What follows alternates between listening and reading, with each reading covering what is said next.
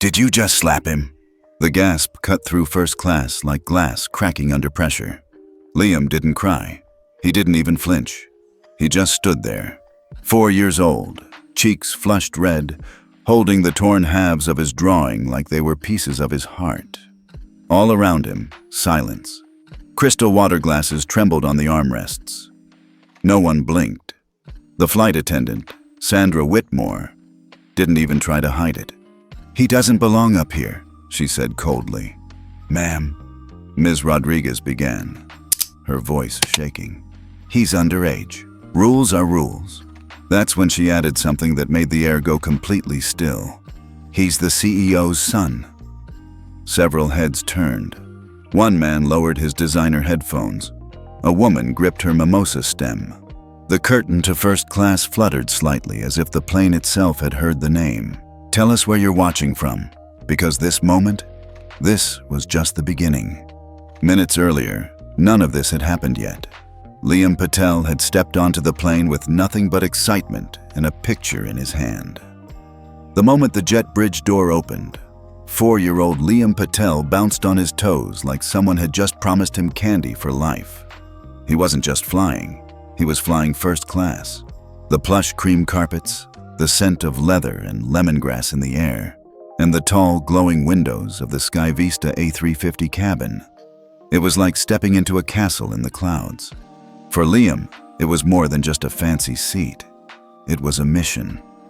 Clutched in his tiny hand was a drawing. A crayon-scribbled jet flying through blue skies with clouds that looked more like popcorn than vapor. Below the plane, in bright orange crayon, it read, "Happy travels, Daddy." Beside him, Ms. Rodriguez, his guardian for the trip, smiled as she guided him toward his seat. Suite 2A. "Ready to show Daddy your masterpiece?" she whispered. Liam nodded solemnly. "I want to put it right where he'll see it." His father, Arjun Patel, wasn't on this flight. He was still back at Sky Vista headquarters in Palo Alto, tied up in board meetings and award prep. Tonight, he'd be receiving the CEO of the Year award in St. Lucia. Liam's drawing was supposed to be a surprise gift, delivered by Ms. Rodriguez before the ceremony. He spotted his seat. Cream leather, big enough to stretch his arms and legs, with a Sky Vista blue blanket folded perfectly and a soft pillow waiting for him. A screen blinked silently in front of it, offering cartoons and movies. "This is it," he beamed, stepping toward the seat like it was a throne. But before he could even sit, a cold voice cut through the quiet like ice. "I'm sorry," came the clipped tone, "but passengers under 6 are not allowed in first class." Liam froze. A woman in a crisp navy uniform, hair pinned back so tight it barely moved, stood near the curtain. Her name tag read Sandra Whitmore. She didn't smile. She didn't look at Liam. She stared past him, straight at Ms. Rodriguez. "You'll need to relocate him to business class," she continued. "Company policy." Ms. Rodriguez's brow creased. She stepped forward, her voice calm but firm. "He's under medical supervision," she explained. "He has noise sensitivity. It's documented. His father—" "There are safety regulations," Sandra cut in. Her smile was sharp as a knife. "Children that young don't belong up here." Liam looked from one woman to the other, confused. Then he held up the drawing. But this is where Daddy said I could wait," he murmured. "I made this for him." Sandra's eyes flicked down to the paper. "No exceptions," she said flatly. The smile faded from Liam's face. Ms. Rodriguez knelt beside him. "It's okay, sweetheart," she said gently. "We'll find a good seat. You can still give him the drawing later." But Liam didn't move. He placed the drawing on the side table next to the seat. "It has to be here," he whispered. "Right here." Sandra sighed, stepped forward, and with 2 fingers, like she was removing trash, flicked the drawing off the table. It fluttered to the carpet. Liam gasped. He knelt, scooped it up, smoothed the edges with his tiny hands. I'm sorry," he stammered, as if it was his fault. And then it happened. With a swift movement, Sandra snatched the paper from his grip, held it up high. and tore it in half. The rip echoed louder than any engine. Colorful shards of Liam's pride fell like confetti to the floor. He didn't scream. He didn't cry. He just stared. Silent. Stunned. Shaking. The hush that followed felt like a vacuum. No one in first class spoke. No one intervened. A man in a suit looked away. A woman adjusted her scarf. Liam's lip trembled. His knees buckled. "Why?" he asked, voice so small it was barely a breath. "Why did you do that?" Sandra's arms crossed like she'd just enforced justice. "There are rules, young man," she said without a hint of emotion. Ms. Rodriguez scooped Liam into her arms. "It's okay," she whispered. We'll go now." She turned and walked Liam down the aisle, past the crystal flutes, the curated pillows, the indifferent stares. The torn drawing fluttered from her arm as she tried to collect the pieces. Liam buried his face in her shoulder. The hum of the engines masked most things, but not the silence. Liam Patel sat in his oversized business class seat, a blanket tucked up to his chin like it could hide him from the world. His fingers clutched two torn halves of a crayon drawing, clouds and a blue jet now severed like broken promises. No one said a word. Not Ms. Rodriguez. Not the passengers around him. Certainly not the flight attendant who'd handed him a juice box and moved on without waiting for an answer. He didn't drink it. He couldn't. The apple juice sat unopened on the tray table, a cheerful penguin on the label grinning as if everything were fine. But nothing was fine.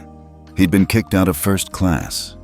His drawing had been destroyed, and he didn't understand why. He didn't scream, didn't throw a tantrum.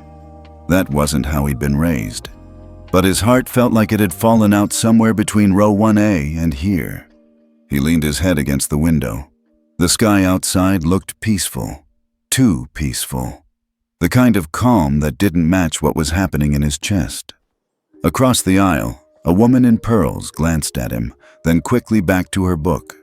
Her lips tightened, but she didn't say anything. A businessman in a tailored suit looked up from his tablet, noticed Liam's red-rimmed eyes, and returned to scrolling stock tickers. A mother 2 rows back leaned over to her daughter and whispered, "Be quiet, sweetheart. There's nothing to see." Liam saw it all. He wasn't invisible, but he was being ignored.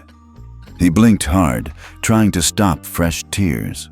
One slid down his cheek anyway. He wiped it quickly with the back of his hand, embarrassed, even though no one cared enough to watch. Ms. Rodriguez sat beside him, her hands folded in her lap so tightly her knuckles had gone white. She'd tried. Liam knew that. She'd spoken up, defended him, but now she looked like she was holding back more than just tears. She was holding back rage. "Sweetheart," she whispered, not quite looking at him. "Do you want to draw a new one? I have another pad." He didn't answer. She opened the sketchbook gently and placed it on the tray in front of him. Clean white pages, a new start. But Liam couldn't even lift the crayon. His hands were too busy holding on to what was left of the first one. "No," he whispered, barely audible. Minutes passed, then more. Liam stared at the back of the seat in front of him, where the laminated emergency card was clipped. A little cartoon person showed how to inflate a life vest. Another pulled down an oxygen mask. He wished there was a card that explained how to fix this. The woman in pearls shifted again. Her husband sipped from a glass of bourbon, casually oblivious. Ms. Rodriguez leaned in, brushing his hair softly. "You did nothing wrong," she said, voice low. "Nothing at all." He nodded, but the lump in his throat was too big to let words through. That's when he felt it. A soft buzz, so faint he thought he imagined it, on his wrist. He looked down. The green bracelet his dad had given him was blinking. One red light, then 2, then a soft pulse of blue. He pressed it gently, the way his dad had shown him months ago during a company retreat. "If anything ever feels wrong," Arjun Patel had said that day, kneeling down to meet his son's eyes, You press right here, okay? Just once, maybe twice, and I'll know, even if I'm not there." Liam pressed it again, just in case. Then he closed his eyes and whispered into the empty air, "Daddy, I need you." In the cockpit, the pilots flew on, unaware. In first class, Sandra Whitmore poured champagne for a couple celebrating an anniversary, her smile perfectly smooth, like nothing had happened. Behind her smile, she was still thinking about the drawing, and the slap, and the fact that her hand might have moved too fast, that the boy had looked at her like she'd punched the sun out of the sky. But she shrugged it off. Rules were rules. Children didn't belong in first class, especially not ones who acted like they owned it. In business class, Liam didn't know his bracelet had done anything at all. But far away in Palo Alto, in a glass-walled corner office, a blinking alert had just flashed on a private monitor. Back on the plane, the air felt heavier. Liam sniffled. He didn't want to cry again. He'd already done that once, and it hadn't helped. No one had stepped in. Not the man in the gray suit. Not the other flight attendants. Not even the woman with the big sunglasses who'd made a noise when Sandra tore his picture, but stayed seated. "Why won't they help me?" He looked up at Ms. Rodriguez. "Are we going home now?" he asked, voice thin and hollow. She flinched at the question, brushed a hand down his back. "Not yet," she said softly. "Soon. But first, we wait." More passengers boarded. More screens flickered on. The hum of normalcy returned, but Liam didn't feel any of it. He pressed the drawing pieces to his chest, holding them like a puzzle that might fix itself if he believed hard enough. A new flight attendant, one from business class, approached quietly. She didn't look like Sandra. Her eyes were kind. She kneeled down to Liam's level and offered him a cookie. "Courtesy of the galley," she said with a smile. He didn't take it at first, but then he saw Ms. Rodriguez nod just once, and he reached out slowly. The cookie was warm. He took a bite, and for the first time in what felt like hours, he tasted something that wasn't sadness. From across the aisle, a woman leaned over and offered a small square of tissue. "I'm sorry," she whispered. "What they did was wrong." Liam blinked. It was the first adult to say those words aloud. Ms. Rodriguez nodded in silent thanks. Liam wiped his eyes again, then stared out the window. The clouds were below now, thick and soft like the ones in his drawing, the one Sandra had torn in half. He traced the seam in the paper, his fingers moving slowly. Someday, he thought, maybe Daddy could fix it. Or maybe the sky could. In the overhead console, a soft chime sounded. The seatbelt sign blinked off. Somewhere behind that curtain, Sandra Whitmore poured another drink, complimented another guest, and pretended everything was under control. But Liam knew better now. He didn't understand corporate protocol or ethics violations or press releases, but he understood kindness and how quickly it could disappear. The red light on his bracelet blinked again, but this time, it stayed on. Liam looked down and smiled. Just a little. "Daddy's watching," he whispered. The bracelet hadn't stopped blinking, not once. A tiny red pulse, so soft it almost matched the thrum of the engines beneath Liam's feet. No one around him noticed it. Not the man reading business news on his tablet, not the woman who had offered him tissue. But Liam noticed. And more importantly, he remembered. His dad had called it the heartbeat beacon. Just a quiet little wristband, green and smooth, that blinked every time Liam was calm, safe, and smiling. But when things weren't right, when Liam was afraid, upset, or alone, it would blink red. Not loud, not scary. Just enough to let someone who cared know. And his dad always cared. Liam stared at the band now, watching the soft light flicker against the inside of the blanket tucked around him. He didn't know exactly where his dad was. He just knew he wasn't on the plane. But deep down, Liam also knew this. If the bracelet was blinking red, then somewhere, somehow, Daddy was seeing it. Back in first class, Sandra Whitmore smoothed her skirt and straightened a napkin for the 5th time. Everything was pristine. Every goblet of sparkling water aligned. Every linen folded crisply. Everything looked perfect. But something wasn't. She could feel it. Maybe it was the tension in the galley, the way one of the junior attendants kept glancing down the aisle toward business class like she expected a door to open or a boss to appear. Or maybe it was just her own nerves, tightening in her chest like a seatbelt cinched too tight. She wasn't supposed to hit the kid. She hadn't really hit him, not hard, just a tap, a warning. But the drawing, that was different. That had been impulsive, emotional, out of line. She knew it the second she heard the tear, the sound of crayon on paper ripping like cloth, the way the boy's mouth fell open, the silence that followed. The silence was always the worst. But she told herself it would blow over. People forget. She'd served 2 senators, 4 CEOs, and even an Olympic gold medalist last year. Her file was spotless. No reprimands, no scandals. One crying kid wouldn't change that. At least, not until the bracelet blinked. 1,400 miles away, in a sleek glass building overlooking downtown Palo Alto, Arjun Patel stood frozen in front of a glowing screen. He wasn't reading earnings reports. He wasn't reviewing a merger proposal. He was watching a live stream from a device no bigger than a quarter wrapped around his son's wrist, and what he saw made the air leave his lungs. Liam, silent, still, holding 2 torn pieces of crayon paper. Ms. Rodriguez seated beside him, eyes tight with tension. Cabin crew passing by like they didn't see a thing. Other passengers glancing and looking away. And Liam pressing a small hand to the bracelet and whispering, "Daddy, I need you." Arjun didn't shout. He didn't curse. He just stood there, still, watching, remembering. He remembered building Sky Vista from nothing. A name he'd scribbled on a napkin at 23. Back when people laughed at the idea of an Indian-American kid trying to build a luxury airline from scratch. He remembered the investor meetings, the rejections, the microaggressions masked as advice.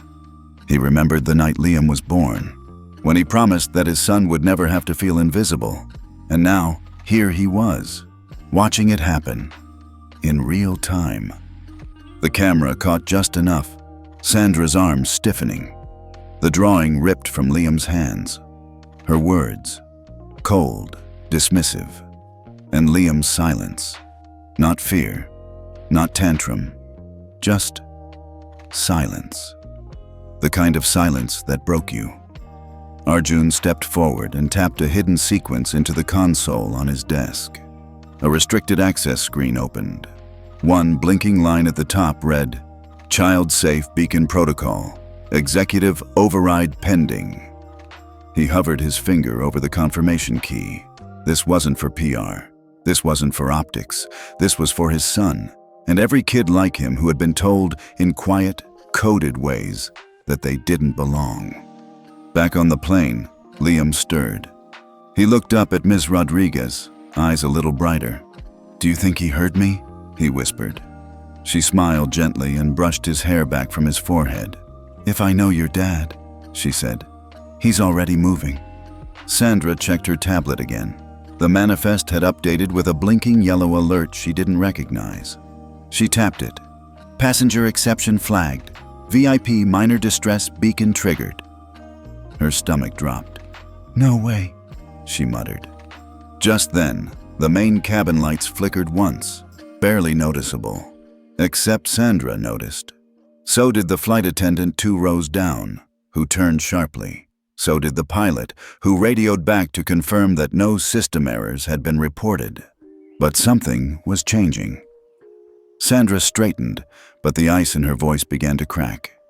In business class, the seatback screens blinked to black, one by one, then lit up again, not with movie trailers or maps, but with a single message in white Helvetica text. "Incident alert. Cabin ethics violation detected." A message from Sky Vista Airlines will follow shortly. A hush fell over the cabin. Liam blinked at the screen. Ms. Rodriguez gasped softly and reached for his hand. And somewhere in the clouds above the Pacific, the truth was about to land harder than any slap ever could. At Sky Vista headquarters, Arjun exhaled, clicked send, and watched the system do what it was built to do. Not to punish, not to grandstand, but to protect. To restore what should never have been taken from a child. Back on board, Sandra stared at the screen on the galley wall. Her name hadn't appeared yet, but she knew it would. Her hands trembled as she poured water into a crystal goblet, and for the first time in years, she missed the simplicity of silence. This wasn't just a child in the wrong cabin. This was a line crossed. And now, someone far more powerful than her was on the other end of that blinking bracelet. In business class, Liam's screen lit up again, this time with his father's face, serious, calm, focused. The voice that followed was steady, but full of weight. Good afternoon. This is Arjun Patel, CEO of Sky Vista Airlines. I want to speak directly to the passengers of Flight 904. Today, one of our youngest passengers was subjected to treatment that goes against everything this airline stands for. This flight will be grounded for immediate review, and the crew responsible will be investigated under federal passenger ethics standards. Effective now. The words settled like snow, quiet, cold, unmistakable. And from that moment on, nothing on that plane would ever feel the same again. Liam looked up at the screen. His dad's voice, smooth and strong, wrapped around him like a warm coat. Ms. Rodriguez squeezed his hand. "I told you," she whispered. And for the first time since that drawing had been ripped apart, Liam smiled. Not a big one, but enough. Just enough to know he wasn't alone anymore. Liam's screen was still glowing. The soft blue-white of his father's face filled it. Calm, measured, unapologetically direct. And to the crew member responsible, Arjun Patel had said just moments before, "We will be in touch. Justice will be served." Now, the cabin lights dimmed. Not fully dark, just that quiet, ambient glow airlines use when the drama isn't on a screen. It's in the air. Business class had never felt so still. Liam didn't fully understand what had just happened, but he could feel the shift in the cabin around him. The adults weren't pretending anymore. They weren't avoiding his eyes. Now, they were watching. The woman in pearls turned back in her seat, slowly. The businessman in 3C, who'd ignored him earlier, sat a little straighter, his eyes flicking between the seatback screen and the child sitting 2 rows behind. Even the woman with the cashmere shawl, the one who had whispered, "Just ignore it," to her daughter, was staring ahead now, her lips pressed in a thin line of guilt. Liam felt it. He wasn't invisible anymore. Ms. Rodriguez placed a hand gently on his knee. "That was your dad," she said softly. "He just grounded this entire plane for you." Liam blinked up at her. "He did?" She smiled, tears still shimmering in the corners of her eyes. "Yes, sweetheart, for you, and for every other kid who's ever been told they didn't matter." Liam looked back at the screen. The message had faded, replaced by the flight map, but his heart was still racing. Not from fear, from something new, recognition. Behind the thick navy curtain that separated first class from business, Sandra Whitmore stood frozen. Her hands clutched the sides of a silver service tray so tight her knuckles had turned pale. She'd heard every word. The crew had too. She tried to steady her breathing, but the cabin, her pristine little kingdom, suddenly felt foreign. Her name hadn't been said, yet, but she could hear it echoing in everyone's silence. One of the junior flight attendants stepped toward her. "Should we check in with the captain?" she asked quietly. Sandra shook her head, voice clipped. "No." "But ma'am, the CEO just—" "I said no." Her tone was sharper than intended. The younger attendant flinched and stepped back. Sandra inhaled through her nose, adjusting her posture like a soldier. She had protocols. She had rules. And she had power. At least, she used to. A soft chime rang overhead. Then a new voice, the pilot's, came through the speaker. "Ladies and gentlemen, please remain seated. This aircraft will be making an unscheduled stop for investigation and safety protocol review. We thank you for your cooperation." That did it. The curtain rippled. Passengers murmured. A woman gasped. Someone unbuckled their belt before a steward gently asked them to sit back down. And in business class, every head turned toward Liam. No one said it aloud, but the truth was spreading like a hush before a storm. The boy had been harmed. His father had heard. And now, the sky was changing. The man in 3C, a corporate attorney by the look of his shoes and the way he held his tablet, leaned forward in his seat and turned to Ms. Rodriguez. "Excuse me," he said, low and respectful. "Was that child the one the message was referring to?" Ms. Rodriguez hesitated, then nodded once. The man's jaw tightened. He didn't say, "I'm sorry." He didn't try to explain why he hadn't helped earlier. He just put away his tablet. That was apology enough. A flight attendant, not Sandra, but the kind-eyed one from earlier, returned quietly, this time with a small box of crayons and a sketch pad. "From the galley," she said with a warm smile. "We thought maybe he might want to try again." Liam took the sketch pad with both hands, his fingers brushing the edge like it was a treasure. He looked at Ms. Rodriguez. "Can I draw Daddy again?" Her throat tightened. "Yes, baby, of course." And just like that, he opened to the first blank page. He didn't start drawing yet. He just stared at the page. And in that pause, that stillness between hurt and healing, every passenger in business class turned into a witness. One by one, they softened. One woman rummaged through her purse and offered Liam a sticker shaped like a star. Another passed forward a fancy pen with gold trim.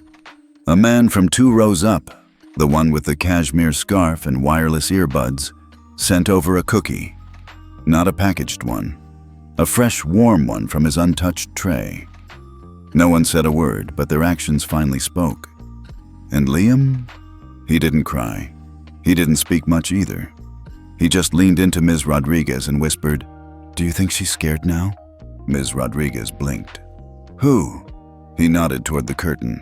Her voice was gentle, but honest. "Maybe," she said. "But you don't need to worry about her anymore." Behind the curtain, Sandra stood rigid, trying to keep control, trying to look in charge. But her face was pale, and her hands, they were shaking.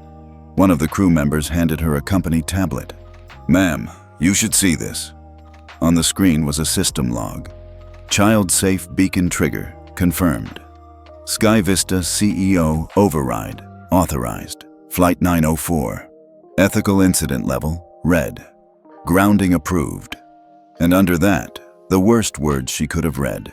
Video evidence, pending broadcast. Sandra's stomach dropped. She thought of the boy's face, the way he'd held the picture, the way her fingers had ripped it without flinching. She told herself, he was just a kid. But now, the cabin knew. Now, the world might know. And it wasn't just a kid anymore. It was a cause. In business class, the mood continued to shift. The woman in pearls finally reached into her purse, pulled out a card, and passed it quietly to Ms. Rodriguez.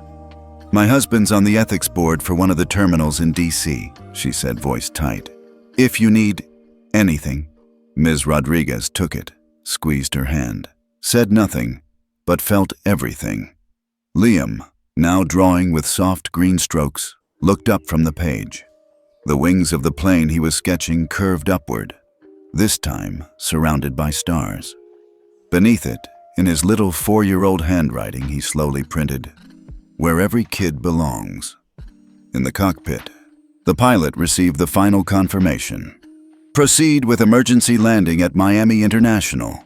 Investigation team en route. Media advised." The world was watching now, and a child, a 4-year-old boy in business class, was at the center of a shift the airline industry didn't see coming. All because someone thought he didn't belong. And a father decided the sky would never again be a place for cruelty. The descent into Miami hadn't even begun, but the atmosphere in the cabin had dropped 20 degrees. You could feel it in the tension behind the curtain, the shifting of the flight crew, the clipped whispers between attendants, the crackle of a comm system no one dared use too loudly. It was no longer a normal flight. It was an unfolding reckoning, and the crew could sense it, especially Sandra.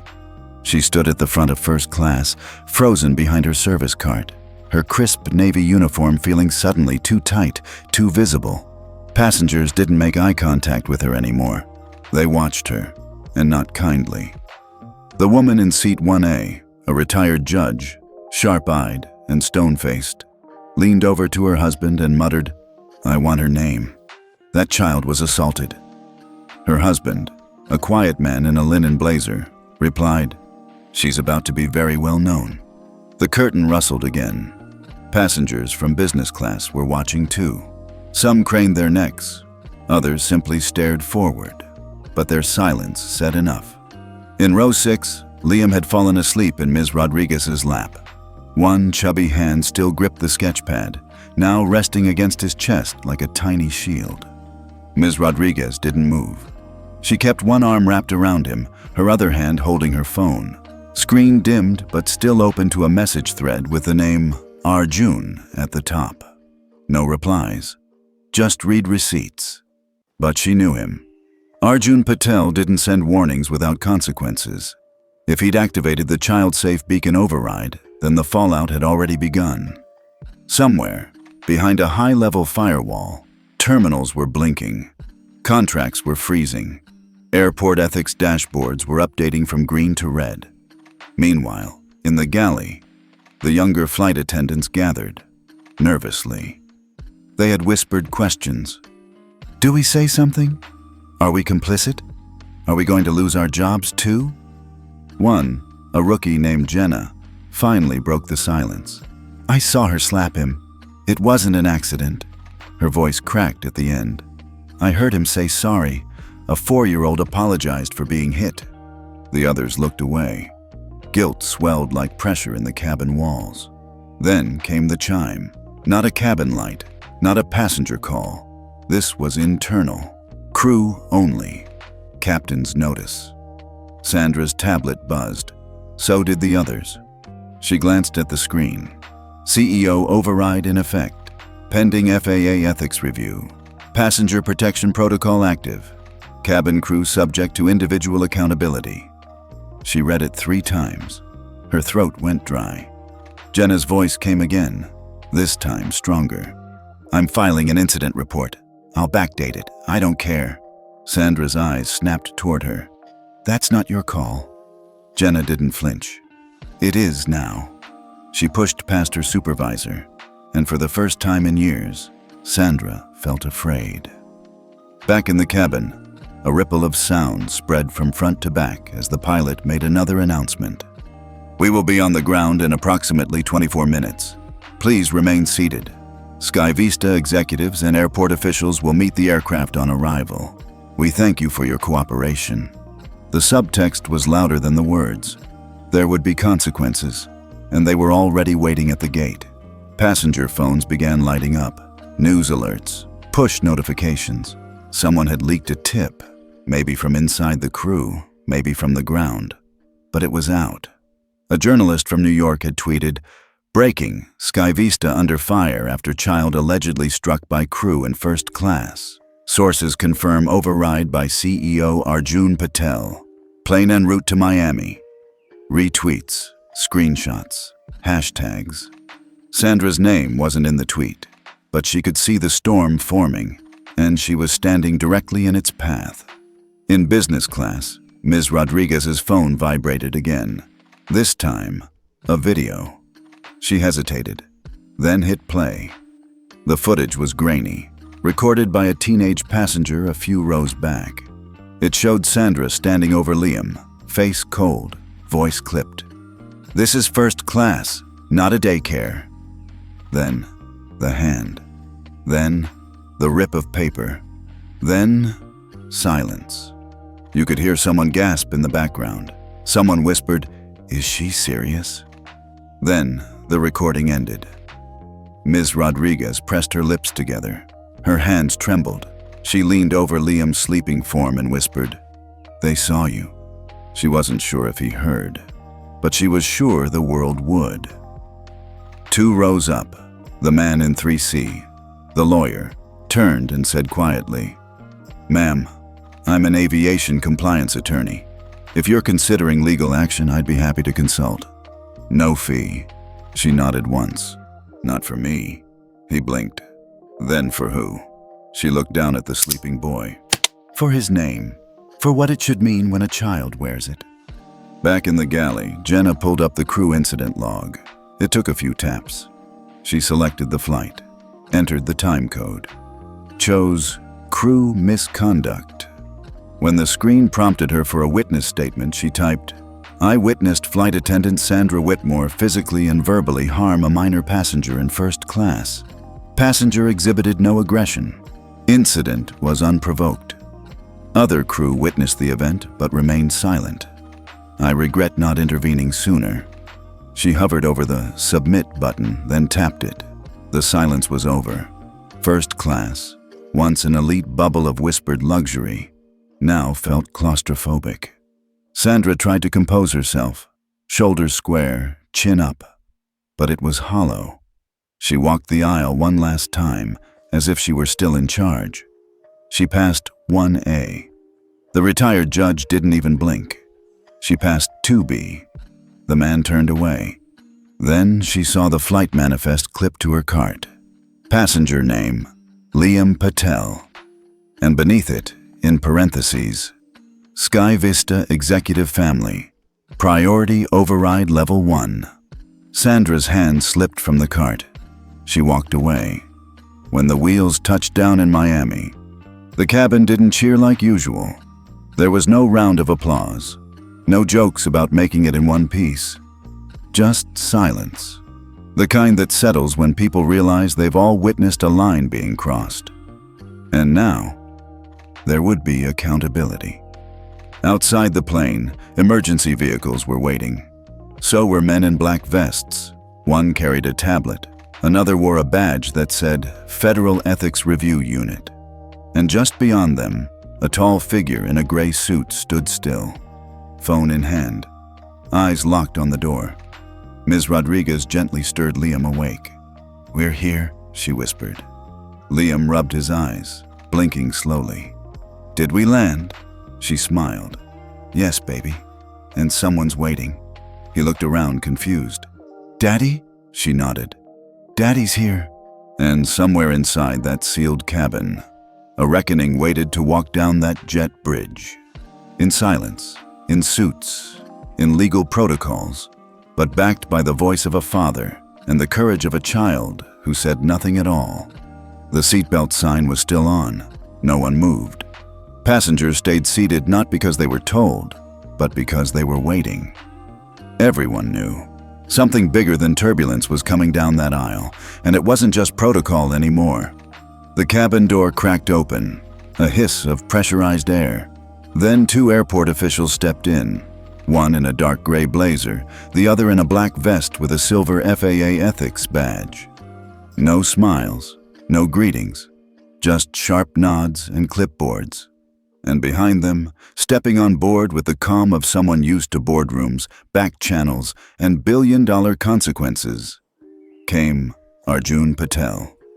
No security entourage, no announcement, just presence. He wore no tie. His suit was charcoal gray, his shirt crisp white. His left wrist bore a single device, a silver smart bracelet blinking faint blue, the same one Liam had worn. He didn't look like a man there to yell. He looked like a man who didn't have to. Sandra saw him the moment he stepped in. She froze. For years, she'd flown across continents, attended elite service conferences, and bragged about knowing the names of Sky Vista's board members. But she had never seen him in person, and certainly not like this. Not walking directly toward her, not flanked by FAA officials. not with silence folding around him like a tidal wave.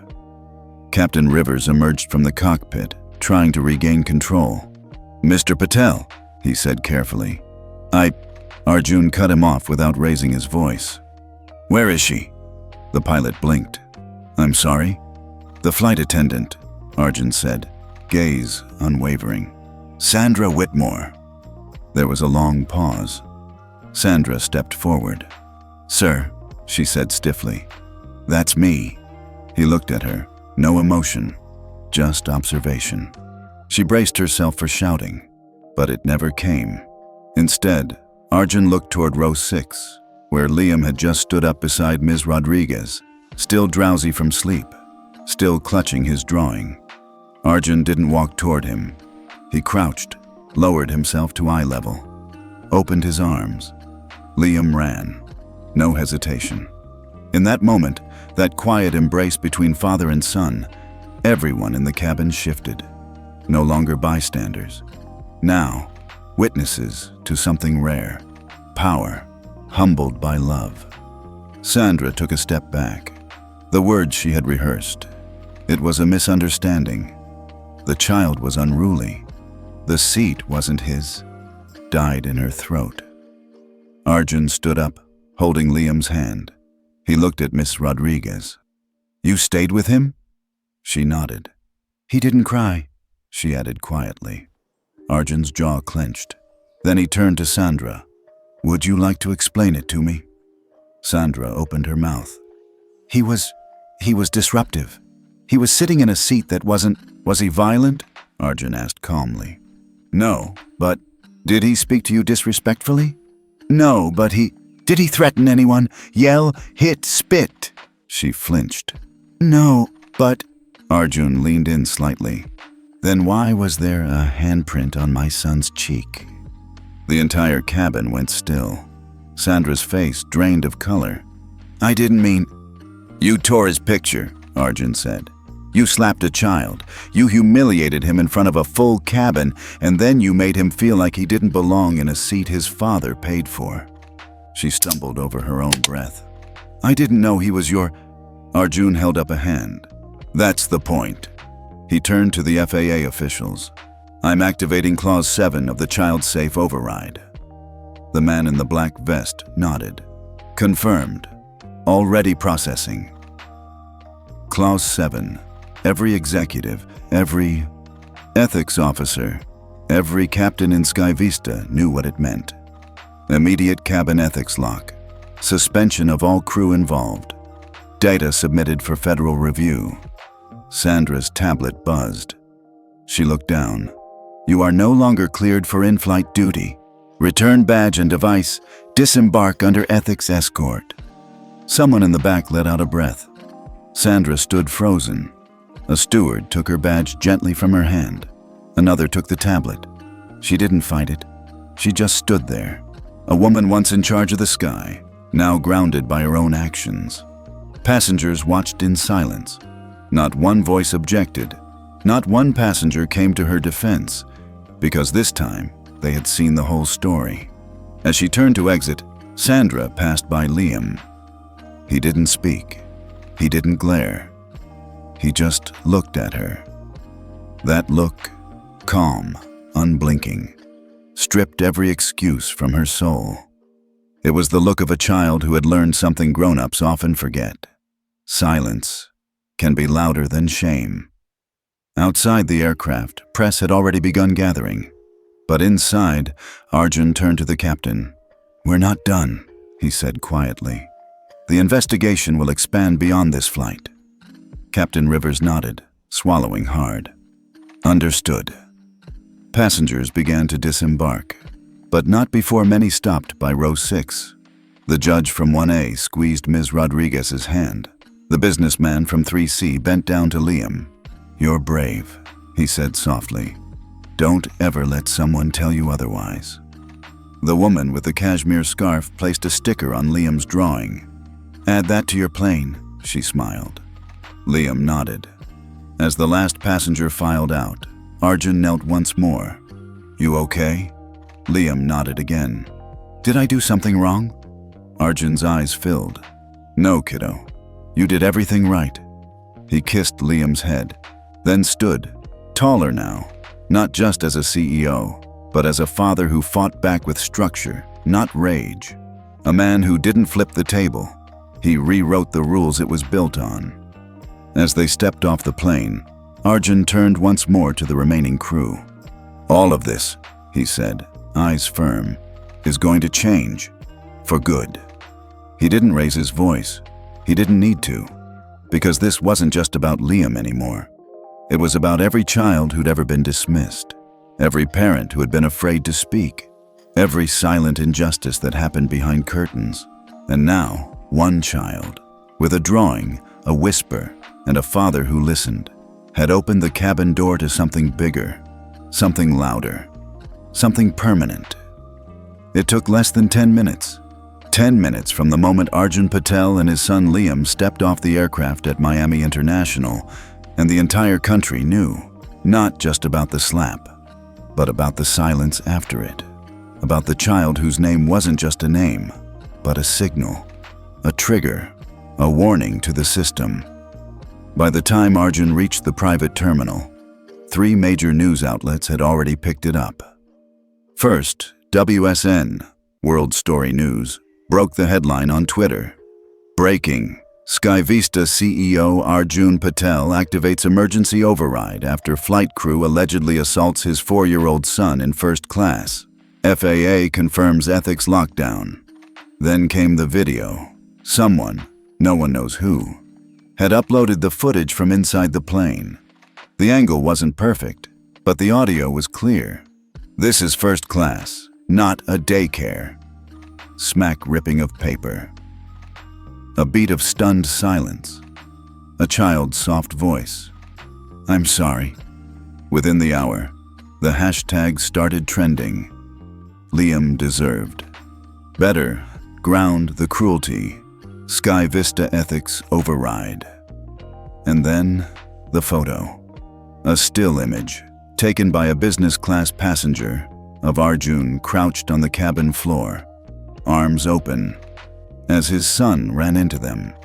That moment, soft, unspoken, pure, went viral. Millions shared it. News anchors paused mid-broadcast to reflect on it. Even celebrities reposted it. One tweet summed it up best. He didn't yell, he didn't threaten, he just opened his arms. That's the kind of power we need more of.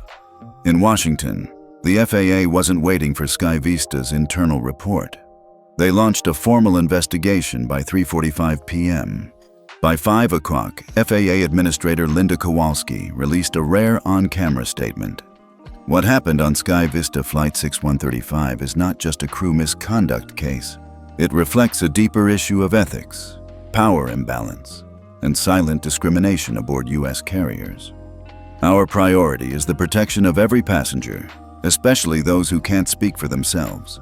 Her face was firm, but her tone carried something else: embarrassment, disbelief, resolve. Meanwhile, in boardrooms across the aviation industry, red lights were flashing. Executives whispered one name: Liam Patel. And then the worst one: Clear Sky Protocol. A little-known ethics system used internally by SkyVista, designed to monitor, flag, and freeze unethical in-flight behavior in real time. Until that day, it had never been publicly activated. Now, it was live. And everyone knew who triggered it. Back in Miami, Arjun sat in a quiet private lounge, his son curled up beside him, asleep with a blanket tucked under his chin. The tablet on the table buzzed, one notification after another. Legal, media, shareholders, personal. But Arjun only answered one message, from his general counsel, Maya Singh. He typed, "We don't need revenge, we need reform. Prepare the press release." By nightfall, SkyVista's official statement was released. Not written by PR, written by Arjun. As the father of a 4-year-old child who was physically harmed and emotionally humiliated, I am heartbroken. As the CEO of the airline that failed to protect him, I am accountable. Today, I activated the Clear Sky Protocol, not because he is my son, but because no child should have to fear the skies we ask them to trust. Sky Vista is temporarily suspending all first-class operations for a 72-hour ethics audit. Every crew member on Flight 6135 has been relieved of duty pending investigation. Effective immediately, we are mandating a child ethics certification program for all staff, co-authored with pediatric trauma experts, child psychologists, and passenger rights advocates. This isn't damage control. This is course correction. The internet exploded again, but this time, not with outrage, with support, with gratitude, with respect. Veterans posted stories of how they had been overlooked in first class. Parents shared stories of their kids being shushed, scolded, ignored. One mother from Detroit wrote, "My son was 6. He asked the flight attendant for apple juice and was told, 'Not now,' 3 times while the adult next to him got champagne. He stopped asking after that. This feels like hope." But not everyone inside Sky Vista felt hope. In the executive tower, internal panic set in. Sandra Whitmore's name had leaked. She was being doxxed, shamed, threatened. Her LinkedIn page went down within 2 hours. Sky Vista issued a request for privacy, but public sympathy was thin. Especially when a whistleblower crew member, Jenna, went on live interview that same night and said, "We saw it. Some of us froze. And I regret that. But what made it worse was what came after. The silence, the denial, the way it was almost normal for her to talk to passengers like that. This wasn't just a mistake. It was a pattern." Across the country, other airlines went on high alert. Passenger rights watchdogs began cross-checking complaints. FAA inboxes flooded with screenshots and testimonies from passengers across multiple airlines. A new phrase emerged: Sky Vista Standard. Not as a criticism, but as a challenge. What if all airlines adopted the same real-time override protocol? What if cabin ethics weren't just monitored but enforced? Instantly? What if every child had the same digital protection as Liam? At a cafe in Atlanta, a father whispered to his wife, "That kid just changed everything." In a hospital waiting room in Chicago, a nurse said, "I don't know who Arjun Patel is, but that's how you stand up, without shouting, without violence." At a school in Queens, a 5th grade teacher played the story aloud for her students. Half of them cried. But the most unexpected voice came from someone who rarely commented on anything. Justice Ava Lansing, a retired federal judge and aviation regulation advisor. She appeared on national news and said, "I've been flying first class for 40 years. I've seen kindness. I've seen prejudice. I've seen crew members who treat children like inconveniences. But I have never, and I mean never, seen a CEO take such swift, transparent action with no spin, no lawyers in front of him, no excuses." It was the child's silence that spoke loudest, and the father's restraint that changed the rules. That night, as Liam slept in a downtown Miami hotel room, unaware of the digital storm he had sparked, Arjun stood by the window, phone in hand. Another message came in, this one from his father in Gujarat, India. A single line, "Your son reminded the world what dignity looks like." Arjun put the phone down, then sat at the edge of the bed. He brushed Liam's hair aside, leaned close, and whispered, "Not for the cameras, not for the company, just for him. You didn't just change a flight. You changed the way people see each other up there." Arjun Patel didn't sleep that night, not from stress, but from clarity. It had taken only one moment, one slap, one frightened look in his son's eyes to expose a system that had silently tolerated power imbalances at 30,000 feet for decades. Now, he wasn't just reacting, he was building. By 6:15 a.m., Sky Vista's executive crisis team assembled at headquarters via emergency call. Every face on the screen was tense, some still in pajamas, others in suits. A few had spent the night on PR calls or corporate damage control. But Arjun didn't waste time. He clicked into the call, his camera already on, his background blurred. Then he shared his screen. The slide read, Cabin Dignity Framework, Draft for FAA Review. The board members leaned in. Good morning, Arjun began, voice even. You're not here to discuss reputational fallout. You're here to discuss structural reform, one that doesn't begin with saving Sky Vista, but with redefining passenger dignity industry-wide. He let that settle. One executive raised a hand. Is this for internal policy? Arjun shook his head. No. This will become our national proposal to the FAA. I've already requested an emergency audience. Silence. Then a murmur. He clicked to the next slide. 1. Real-time passenger ethics monitoring biometric triggered cabin interaction log. Child and elder protection AI overlay. Cabin level escalation override available to certified guardians and designated crew. Liam's bracelet was a prototype, Arjun explained. It's part of Project Ethos, a tech initiative we quietly launched 2 years ago. Gasps rippled across the room. You're saying this incident was pre-monitored? Asked someone. Arjun nodded.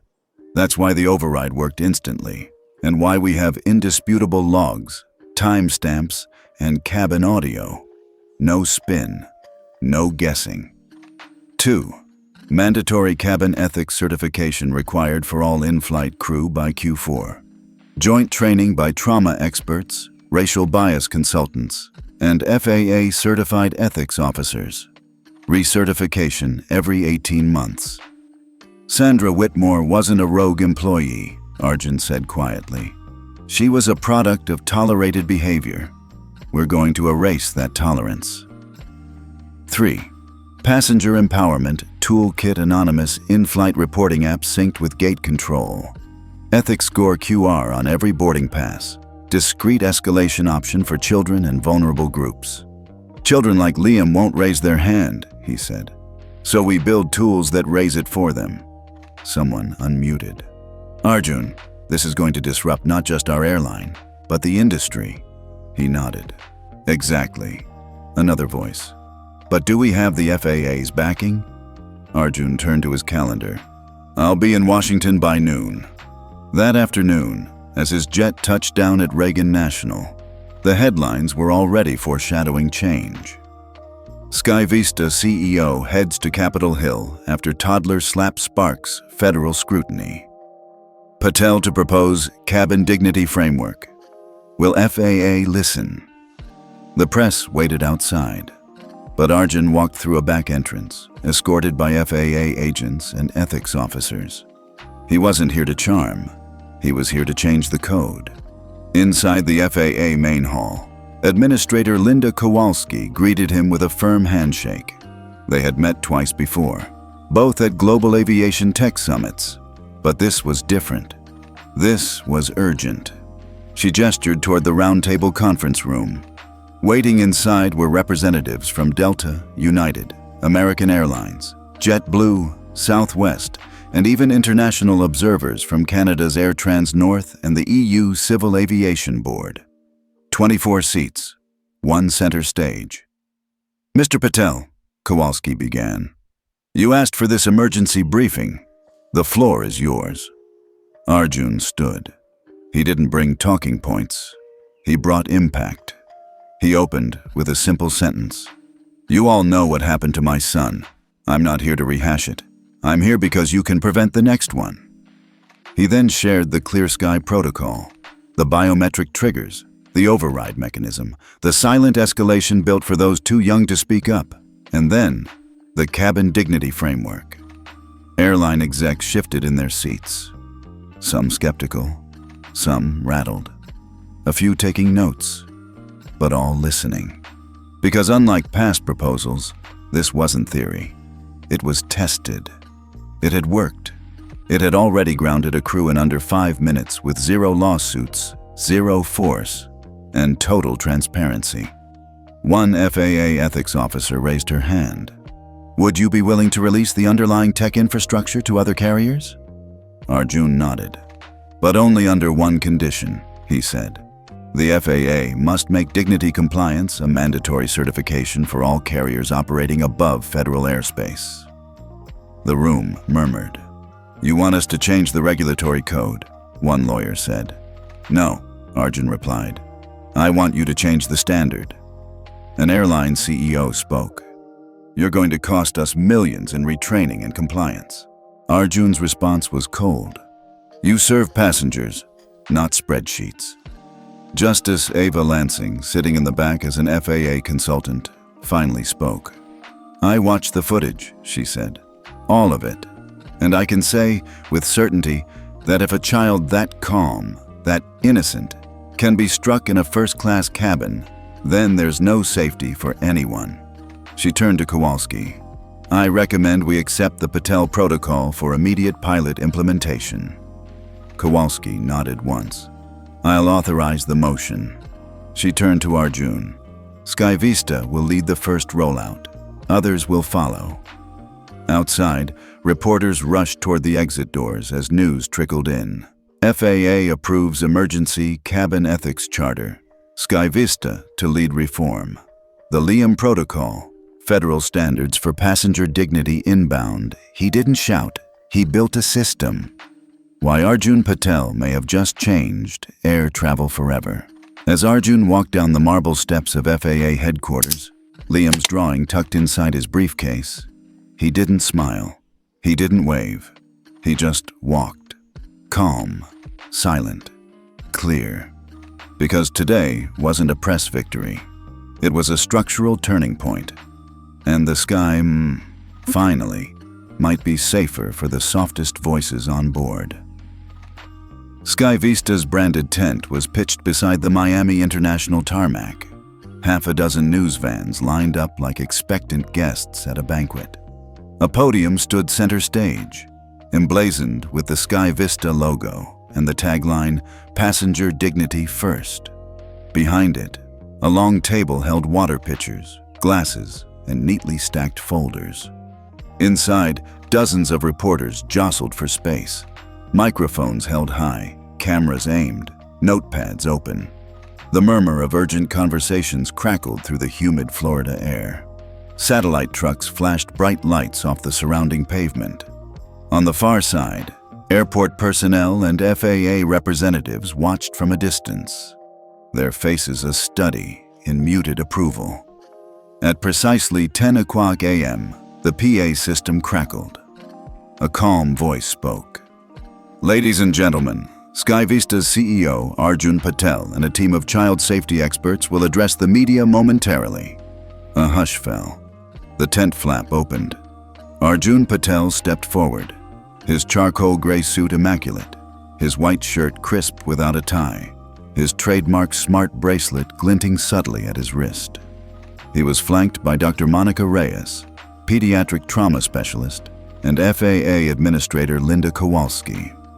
To his left, Ms. Rodriguez held 4-year-old Liam Patel's hand, his small frame dressed in a miniature Sky Vista captain's blazer. Liam looked around with wide, curious eyes, clutching the fresh sketch pad he had used to draw a new image of a plane soaring over a sunlit horizon. Arjun cleared his throat. Cameras zoomed in. Reporters clicked pens. "Good morning." His voice was warm but carried the authority of a man unaccustomed to pleading. "Thank you all for being here. Today marks a turning point, not just for Sky Vista, but for commercial aviation as a whole." He paused, eyes drifting to his son. Liam met his father's gaze and offered a tentative smile. Arjun returned it briefly, then faced the crowd. "A few days ago, my son was harmed aboard one of our aircraft. First physically, then emotionally. That should never have happened. As a father, my heart broke. As CEO, I knew apologies alone weren't enough. Actions would speak louder than words." He gestured to Administrator Kowalski. She nodded. "The FAA has launched a comprehensive ethics review of all U.S. carriers," Kowalski added. "We are committed to working with Sky Vista and other airlines to ensure every passenger rides in safety and dignity." Arjun continued. "Today, I'm announcing the second phase of our cabin dignity framework," he said, voice steady. Phase 1 activated the Clear Sky Override, grounding the flight for immediate investigation. Phase 2 is about institutionalizing the protections my son's experience proved necessary. He clicked a remote. Behind him, a large screen flickered to life, displaying the words Phase 2, Child and Vulnerable Passengers Safeguards. The list appeared, bullet by bullet. Third-party ethics audit Sky Vista has engaged Veritas Integrity Partners, an independent firm, to audit cabin procedures and crew conduct. Their report will be public within 30 days. Child Safe Beacon Certification. By Q1. Next year, all Sky Vista flights will deploy wearable safety devices with biometric triggers for passengers under 12 and over 75.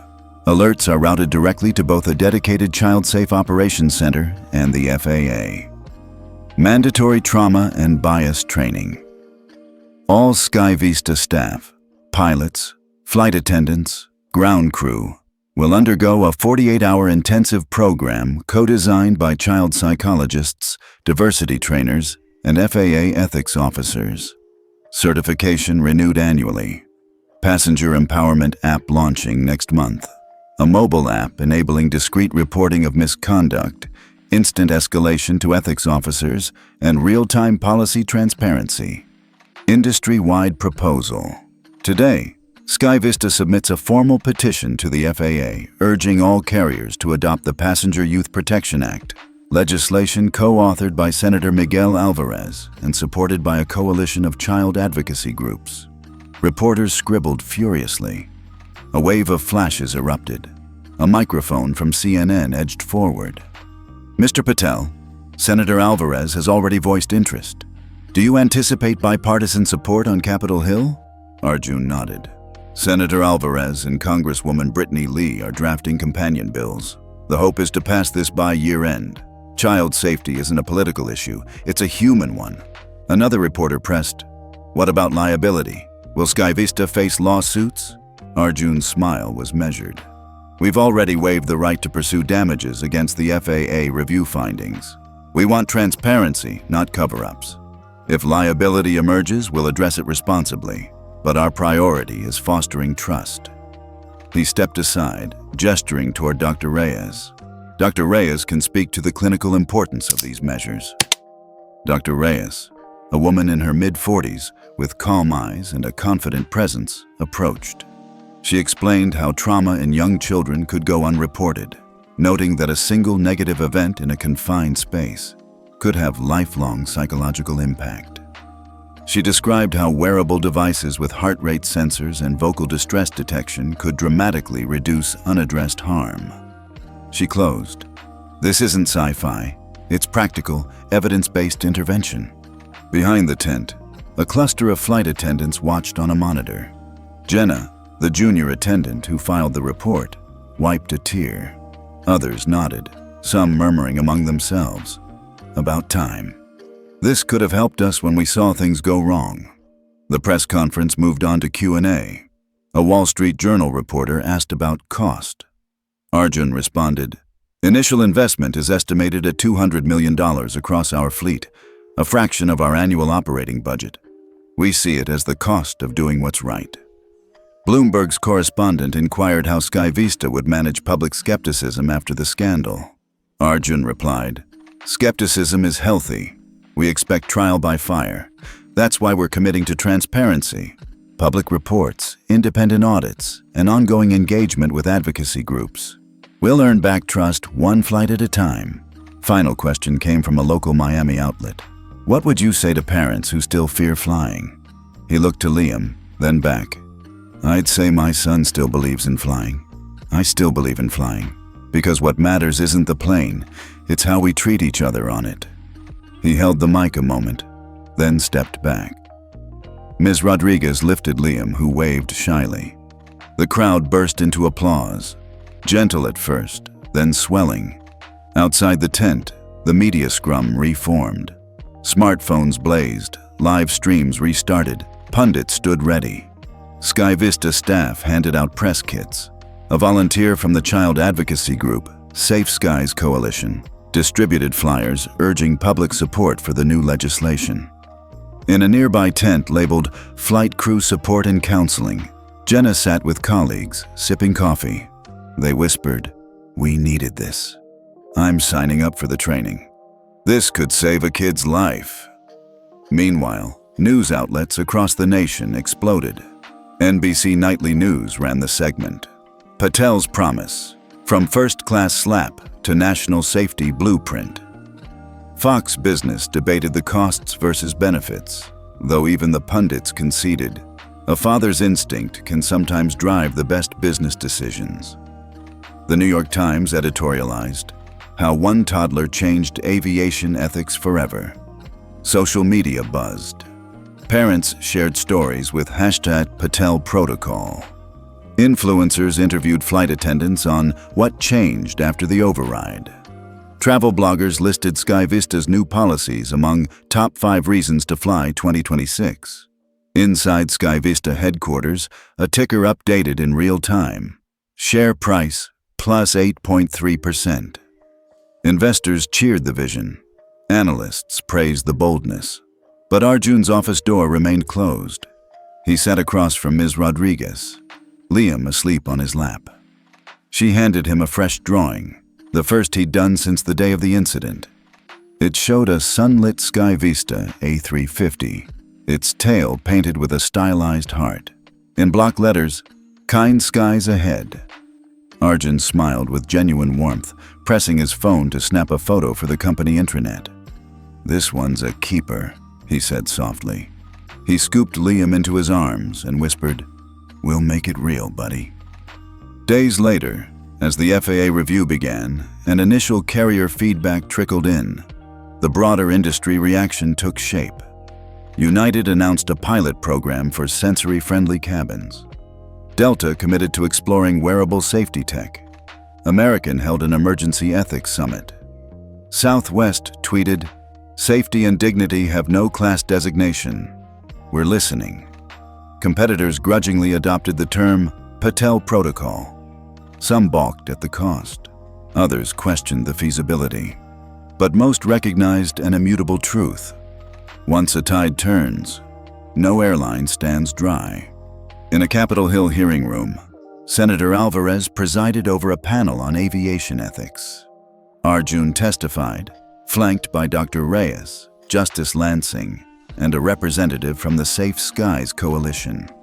Witnesses presented data. 20% of minor passengers report feeling unsafe. Elderly complaints of neglect up 15%. Arjun's testimony was concise. A child's dignity doesn't come with a price tag. It comes with a promise we all must keep. When he finished, applause broke out on both sides of the aisle, Republicans and Democrats alike. And in the back row, some children's advocates wept. By the end of the week, the Passenger Youth Protection Act cleared its first congressional hurdle, moving to the House floor. White House spokespersons hinted at support. FAA prepared formal rule changes. All because a father honored a silent plea with one call, no, one press of a wristband, and refused to accept the status quo. Back in Palo Alto, Arjun walked into SkyVista's training center, a bright, open space with mock cabin sets, VR stations, and classrooms. A banner read, "Welcome to Phase 2, Training for Tomorrow." He watched as flight attendants donned VR headsets, simulating sensitive passenger scenarios. He saw former critics nodding, scribbling notes. He glimpsed instructors from trauma centers, UX designers fine-tuning the Empowerment app interface. And he felt a quiet satisfaction, because the work had only begun. That evening, Arjun and Liam sat on the roof deck of their home, looking out over the bay. The sun dipped low, painting the sky in gold and purple. A SkyVista A350 roared overhead, climbing toward the horizon. Liam pointed. "That's ours, right?" Arjun smiled, wrapping an arm around him. "The first of many safe skies, buddy." Liam leaned against his father, eyes heavy but content. "I like flying," he said, voice small. Arjun kissed his son's forehead. "Me too, son. Me too." And as the plane faded into the sunset, they watched together, father and son, knowing that dignity, once lost, could be restored, and that sometimes one small voice could spark a change powerful enough to lift the world a little higher. The sun had set on Miami, but the story Arjun Patel and his son had sparked burned brighter than any runway light. Phase 1 and 2 of Sky Vista's Cabin Dignity Framework were underway, and now, as Chapter 10 began, it was time to show how ordinary voices joined the chorus for change. 1. Letters and emails flood. Back at Sky Vista's Palo Alto headquarters, a small team of interns hunched over keyboards. Their task? Triage an avalanche of messages. By midnight, the inboxes overflowed. Parents sharing stories of their children silenced on flights. Elderly travelers recalling moments of neglect. Once, a flight attendant ignored my request for assistance until I was half dizzy, wrote one. Flight crews thanking Sky Vista leadership for acknowledging a problem that had long been whispered about. One email stood out. A 9-year-old from Chicago named Maya wrote, "Dear Mr. Patel, when the screen lit up with your face, I sobbed. My dad always tells me to stand up when things aren't fair. You stood up. Now can I stand tall again?" That message sat on Arjun's desk all morning. He printed it, carried it with him to every meeting. Let it remind him why this work mattered. 2. Community action and petitions. Across the country, grassroots efforts coalesced around the hashtag Kind Skies movement. Local PTA chapters in Seattle held Safe Skies town halls. In Atlanta, a retired pilot started an online petition calling for universal implementation of Passport Youth Protection Act. Within 48 hours, it garnered 200,000 signatures. News anchors covered these events as human interest. A grandmother who endured knee surgery in a cramped airplane seat spoke about dignity in motion, reported WSB Atlanta. A group of Boy Scouts in Denver demanded policies that protect all ages. One rally outside Chicago O'Hare Airport culminated in a moment of solidarity. Dozens of volunteers released blue balloons, symbolizing the clear skies children deserve, toward the evening sky. 3. Airlines respond. Suddenly, competitor CEOs could not stay silent. Delta Airlines tweeted, "Committed to evaluating child-safe protocols in Q1 26. United EVP of Customer Experience announced early feasibility studies for biometric alert devices. American launched a family-first pilot program on select domestic routes. At a shareholder meeting in New York, a question from an investor went viral. If Sky Vista can do it, why can't everyone? Executives squirmed. Wall Street analysts scrambled to update forecasts. The message was clear. Dignity sells. 4. Advocacy groups and legislative hearings. Safe Skies Coalition. The nonprofit spearheaded by child advocacy organizations held a national webinar. They showcased data from Sky Vista's open audit report. 85% drop in in-flight child mistreatment incidents after Clear Sky override activation. 90% positive feedback from families on the new training. At the same time, congressional hearings convened. Senator Miguel Alvarez and Congresswoman Brittany Lee chaired the Aviation Ethics and Safety for Vulnerable Passengers Committee. Arjun, Dr. Reyes, FAA Administrator Kowalski, and Justice Lansing testified. A moment froze on C-SPAN. A survivor of childhood trauma in flight recounted her story. As she spoke, cameras panned to show Arjun's solemn face. He later told reporters, her bravery, speaking her truth, moved a nation. By evening, the hearing room buzzed with applause. 5. Passengers as champions. On one Delta flight, a mother whispered to her son during boarding, "If you ever feel unsafe, you tell that flight attendant, okay?" The boy nodded. She handed him a small card printed with In-Flight Ethics Hotline and faith that things could be better. On an American Airlines flight, 2 elderly women passed around stories and decided to form an airport support group for passengers with mobility challenges. They called it Flying with Dignity and pinned bright blue ribbons to their jackets. A blogger on YouTube posted, "I tried SkyVista's app last week on my grandma's flight. I tapped the Need Assistance icon and a supervisor came to check in within 3 minutes. It felt revolutionary." 6. The ripple effect. In the headquarters war room, Chief Operating Officer Helena Murray tracked news coverage worldwide. London, British Airways announced an advisor role for SkyVista in their ethics committee. Dubai, Emirates reached out to discuss cabin dignity exchanges. Sydney, Qantas scheduled a workshop on trauma-aware flying.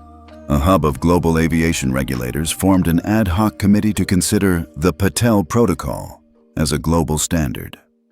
Arjun watched the world shift on screens. He turned to Ms. Rodriguez, who'd flown in to help with family engagement initiatives.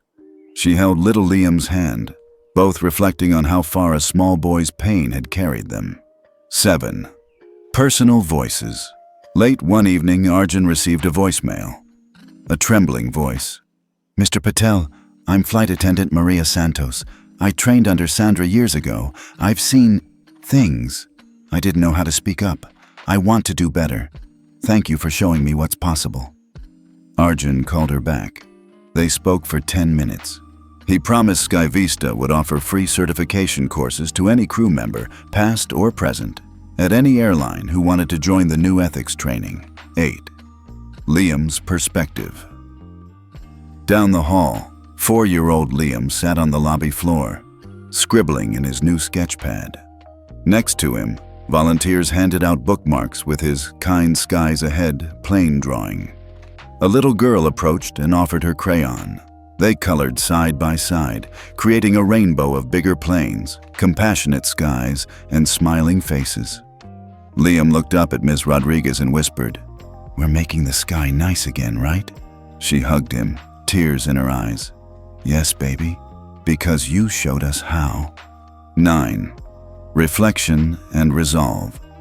That night, the Patel family gathered at home.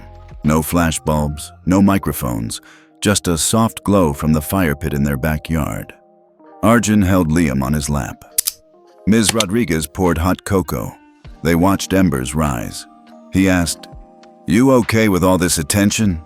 Liam nodded, clutching a tiny badge reading SkyVista Ethics Ambassador. "Daddy, do you think every airline will do it?" Arjun sighed, thoughtful. Change takes time. But tonight, we lit the spark. He looked at Ms. Rodriguez. We keep fanning it. 10. The promise continues. Around the world, voices kept rising. Passengers, crew, advocates, regulators. The story of a toddler torn from his innocence had grown into a movement demanding compassion at altitude. SkyVista's bold steps showed possibility, but it was the people, every parent, every child, every witness, who would ensure the promise endured. Because dignity, once championed, never fades away. And as long as there was someone brave enough to speak and someone powerful enough to listen, the kind skies ahead would keep expanding, one flight at a time. That evening, the house felt like a sanctuary again. Quiet. The kind of hush that settles after a storm.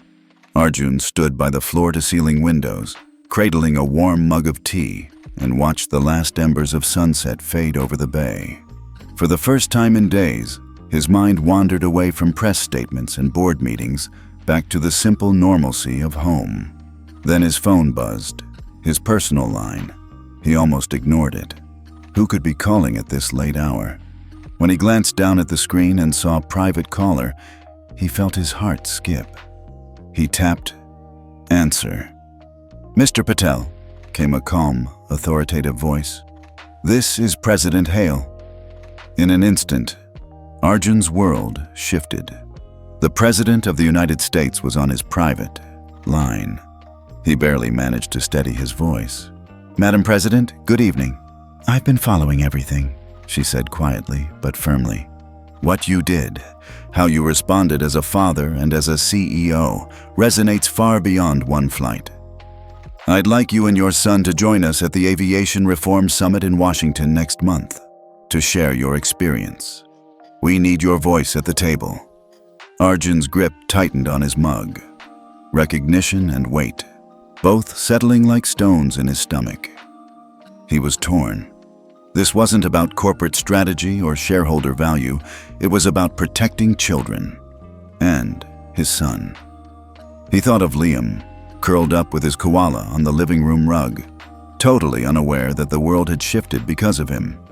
He told the president he needed to think it over. After hanging up, he set the mug down and walked to the sofa. The glow of the fireplace painted the room in flickering light. In that stillness, he realized he didn't want Liam paraded in front of cameras or thrust onto podiums. He wanted to fight for every child's rights, but not at the expense of his own son's innocence. The next morning, he found Ms. Rodriguez in the kitchen preparing coffee. She looked up when he entered, concern in her eyes. He explained the call, the offer, and his hesitation. She listened without interrupting as he poured out his conflict. Finally, she placed a gentle hand on his arm. "You're not a politician," she said softly, "but the world needs someone who remembers why this started. Someone who'll speak as a father, not a CEO." Her words struck him. The summit needed him, not his title. It needed the story of a small boy's hurt and a father's promise, not a corporate spokesperson's spin. That afternoon, Arjun called the president back. When her voice greeted him, he spoke plainly. "I'll attend the summit, but only on one condition: no cameras on my son. He's a child, not a symbol. And when I speak, it will be as a father." A brief silence, then her warm response. "That's exactly why we want you there." That evening, he knelt beside Liam's bed. The soft glow of a bedside lamp revealed his son's sleepy eyes and tousled hair. "Hey, champ," he whispered. "We're going to Washington soon. It's a big meeting about making flying safer for kids." Liam stirred, blinked awake, and managed a small nod.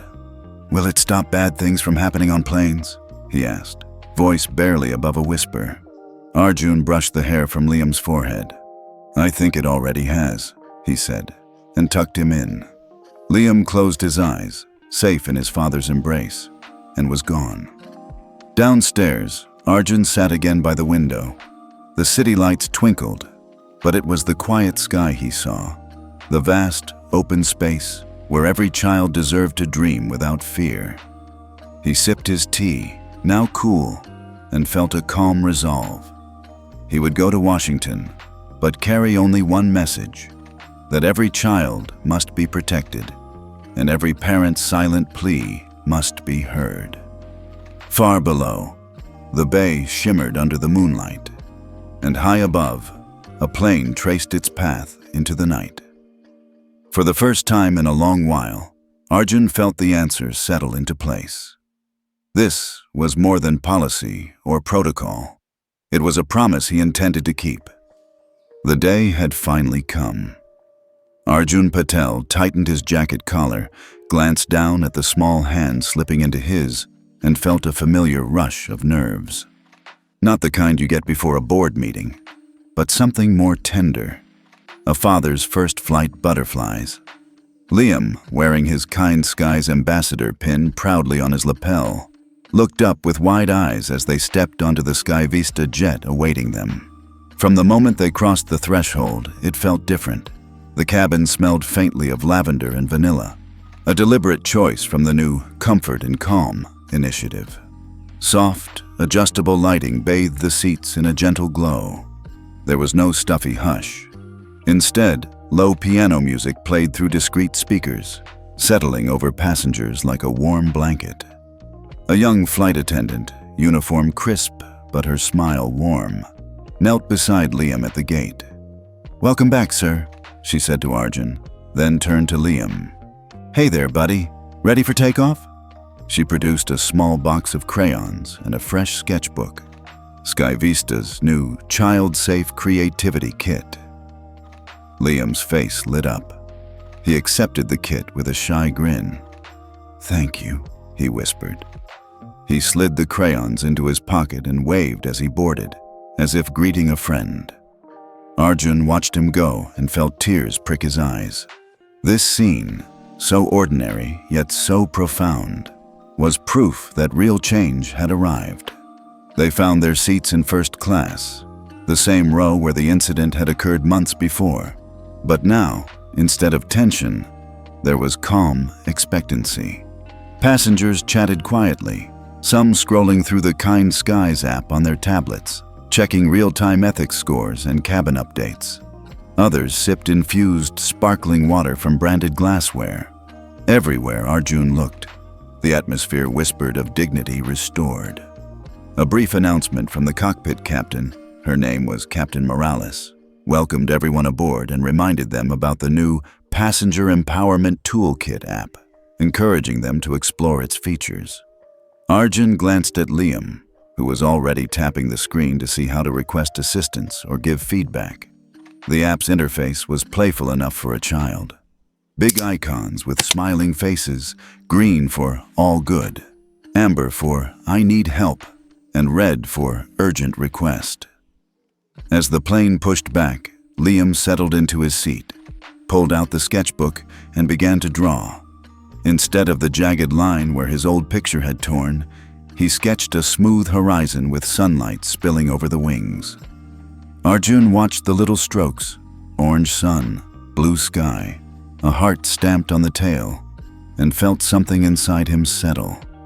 Mid-flight service began, but it didn't feel like a service. It felt like an act of kindness. A flight attendant named Marcus approached with a tray of warm lemon pound cake and herbal tea. "On the house, for our ambassador," he said, handing Liam a small plate. Liam's eyes widened. "Thank you," he said, perfectly clear this time. Marcus winked at Arjun, and Arjun returned it with a nod of gratitude. Across the aisle, an elderly couple offered a friendly wave and a bag of complimentary noise-canceling earbuds, part of the new Elder Comfort program. "For a peaceful rest," the wife explained. Arjun nodded and mumbled a heartfelt thanks on behalf of all the Sky Vista teams who'd made this possible. A hush fell as the seatbelt signs turned off, and Captain Morales' voice came gently over the intercom. "Ladies and gentlemen, thank you for choosing Sky Vista. We're committed to making flying a place of respect and care for every passenger." The cabin erupted in soft applause, no longer out of obligation, but genuine appreciation. Liam looked up from his drawing, blinking in surprise. "They actually did it," he murmured.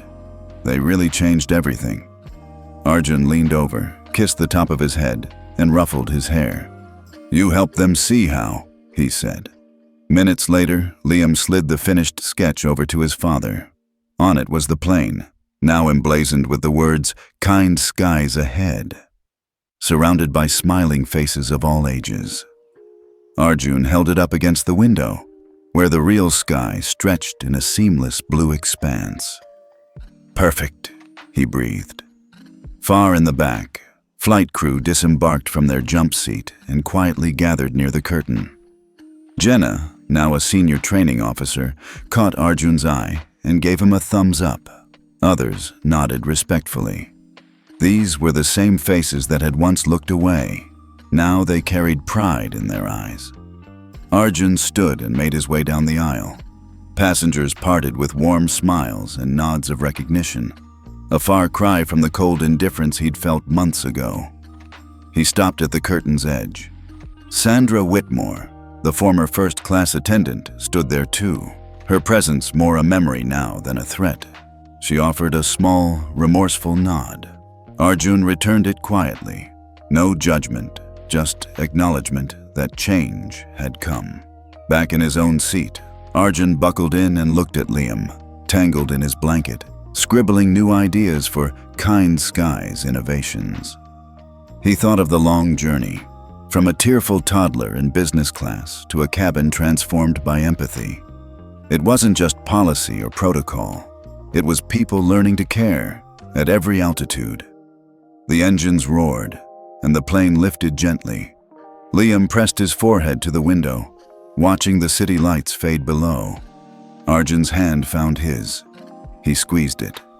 "Home soon," he whispered. Liam nodded, eyes heavy with contentment. In those moments of ascent, Arjun remembered his father's words from years ago. Power doesn't always roar. Sometimes it whispers.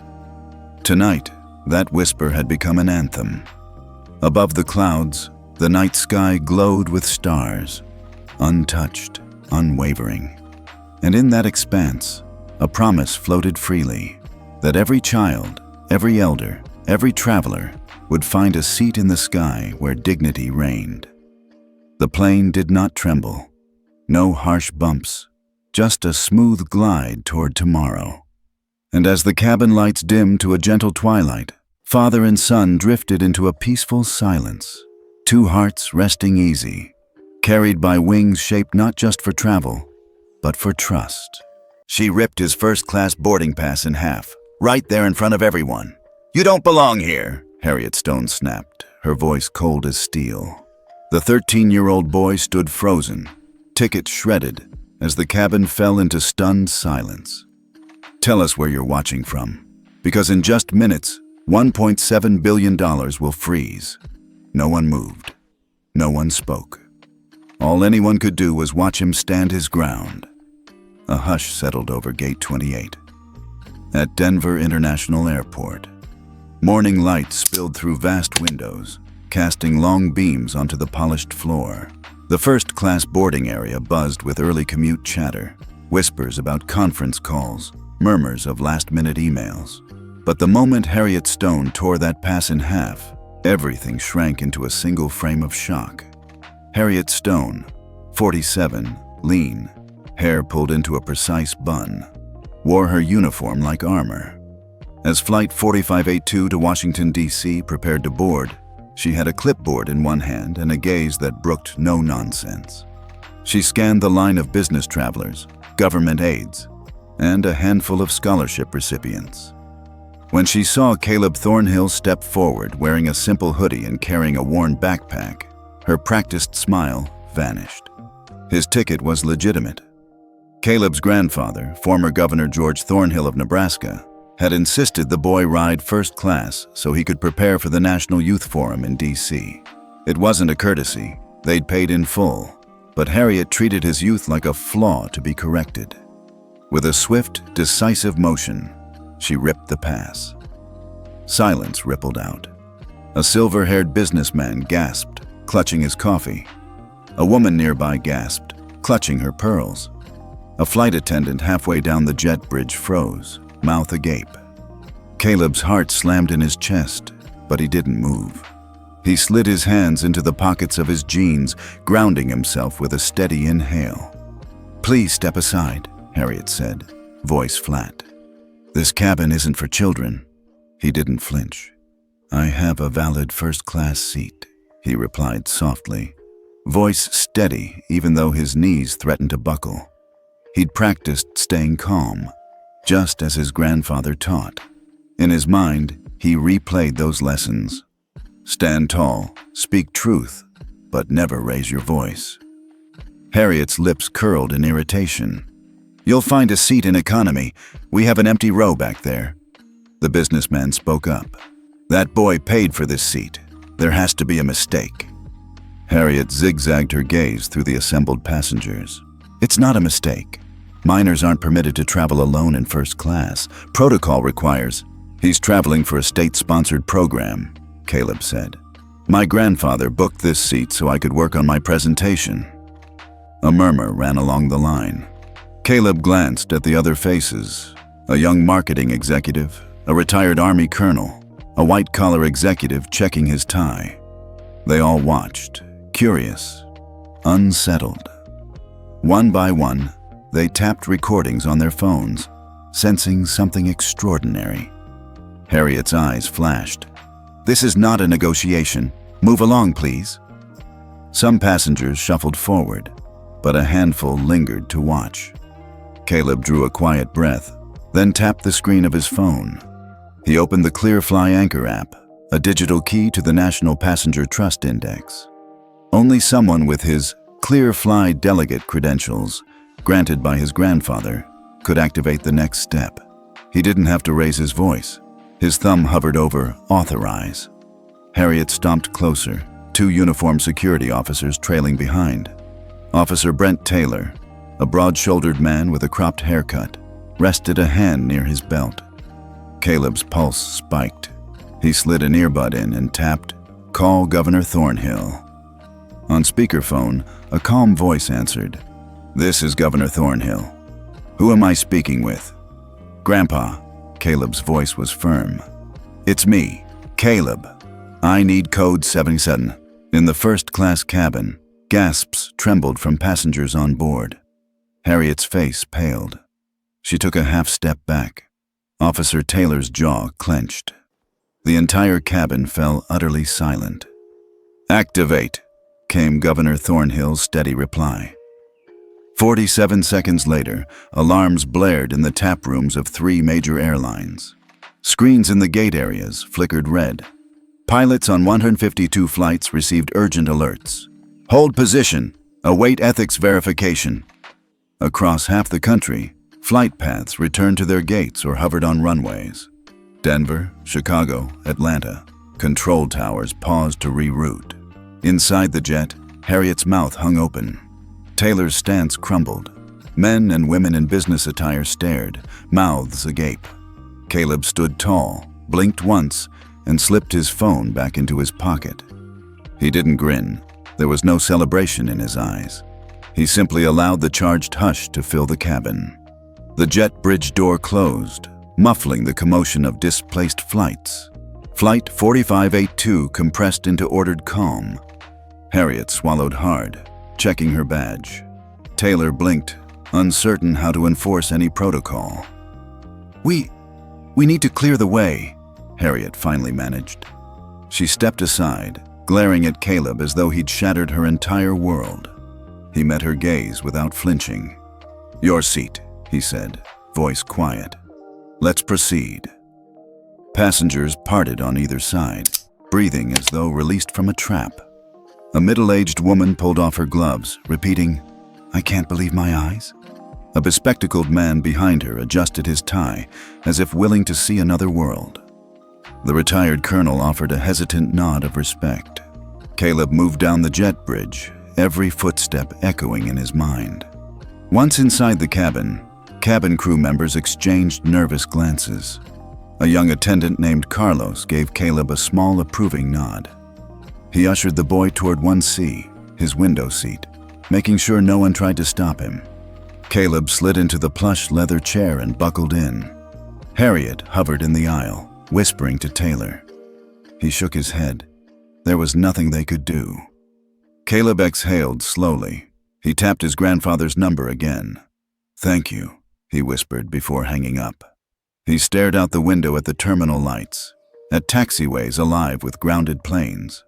In the distance, screens blinked a warning message. National Passenger Trust Index engaged. Flight attendants straightened uniforms. The captain's voice came over the intercom, steady and professional. "Good morning, ladies and gentlemen. As you can see, we're experiencing an unexpected delay. We'll advise you shortly." No one dared protest. The narrative had shifted. In that moment, 13 feet down the aisle, a boy in a hoodie commanded more power than any of the adults in business suits. It wasn't arrogance. It was the quiet strength of someone who knew his worth and refused to surrender. And as Flight 4582 eventually lifted off, the cabin held a new sense of tension laced with awe. Somewhere in Nebraska that morning, Governor Thornhill sipped his coffee, listening to the news feed broadcast the story in real time. His grandson had learned the most important lesson. You don't have to raise your voice to be heard. When the system finally acknowledged him, the entire aviation network had no choice but to listen. The engines hummed beneath Caleb as he settled into his window seat. Through the cabin's small oval window, the curvature of the tarmac glowed under Denver's early sunlight. He closed his eyes for a moment, taking a steady breath. The thunder of startled passengers still echoed in his mind. But here, at 35,000 feet, the world felt momentarily paused. Caleb Thornhill had never imagined he'd command this kind of attention. At 13, he'd always been quiet, someone who preferred to listen rather than speak. Back home in Lincoln, Nebraska, his afternoons often revolved around the tall bookshelves lining his grandfather's study. the late afternoon sun cutting through dust motes as Governor George Thornhill combed through policy briefs. Caleb would perch on the edge of his desk chair, scribbling notes about economic models or the ethical implications of automation in agriculture. His grandfather would glance over, nodding approval, but rarely offering more than a gentle reminder. Facts matter more than noise. He opened his eyes and glanced around first class. The leather seats were wide and forgiving, the cabin crew efficiently clearing the service carts. Most passengers avoided his gaze now, casting furtive glances instead. Some wary, others curious. In the very back of his mind, he recognized a sense of unease. He was a living proof that privilege and accountability could collide in a single moment. Back in Lincoln, his routines had been simpler. Weekends meant visits to small-town diners with his grandfather, peppery eggs and toast soldiers served on blue ceramic plates, followed by long walks through the Nebraska State Capitol grounds. It was there he learned how government could feel both vast and intimate. A stanchion holding together sprawling systems, yet composed of individuals with faces and stories. He'd often overheard citizens lamenting slow processes or bureaucratic red tape, but his grandfather would remind him, systemic change begins with understanding, not frustration. Caleb's mother had died when he was 9, a loss so abrupt that it had left him adrift. His father was serving overseas with the U.S. Army, stationed somewhere beyond his reach. So, responsibility fell to his grandfather, both as guardian and mentor. Governor Thornhill had taken it upon himself to instill in Caleb a sense of moral clarity. At night, they'd debate questions of right and wrong. Was it better to break a rule for a bigger cause? Did silence equal approval, or was it sometimes a strategic choice? Those late-night talks, lamps flickering against stackable policy journals, shaped Caleb's sense of self far more than any classroom lecture. When the Nebraska Youth Forum application arrived in the mail, Caleb had stared at the parchment-quality envelope for days before deciding to apply. It was more than a scholarship opportunity to Harvard's youth leadership camp. It was a chance to represent his community on a national stage. He'd prepared by memorizing statistical data on youth voter registration in rural districts, drafting a policy brief on education funding inequities, and compiling quotes from Abraham Lincoln to highlight the state's heritage of justice. His grandfather had watched, smiling quietly, before placing a hand on his shoulder and saying, "You're ready." As the plane climbed above the Rocky Mountains, Caleb scrolled through photos in his mind. Last summer's chess tournament at Lincoln's Community Center, where he'd beaten opponents twice his age. The library, where he'd built a small mentoring circle for younger kids struggling with reading. And the nights spent coding in his makeshift home office, developing a prototype app to help local farmers monitor crop yields. He'd earned a perfect 4.0 GPA, a handful of science fair awards, and 2 provisional patents for Nebraska Harvest Predictor. But none of that mattered. What mattered was the quiet gravity of being taken seriously, and the sudden collision with Harriet Stone had reminded him that most of the world still expected children to shrink away. A soft chime from his phone cut through his thoughts. He swiped open the ClearFly Anchor app. The interface was simple, a deep blue background, the words, National Passenger Trust Index, shining in white. His profile photo, a picture of him standing beside his grandfather at a Capitol event, hovered in the top corner. Below it, a single button read, Request Authorization.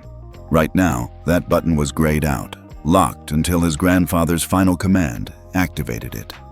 He tapped the icon anyway, fingers brushing against the glass as if it could spring to life with a new initiative of software upgrades.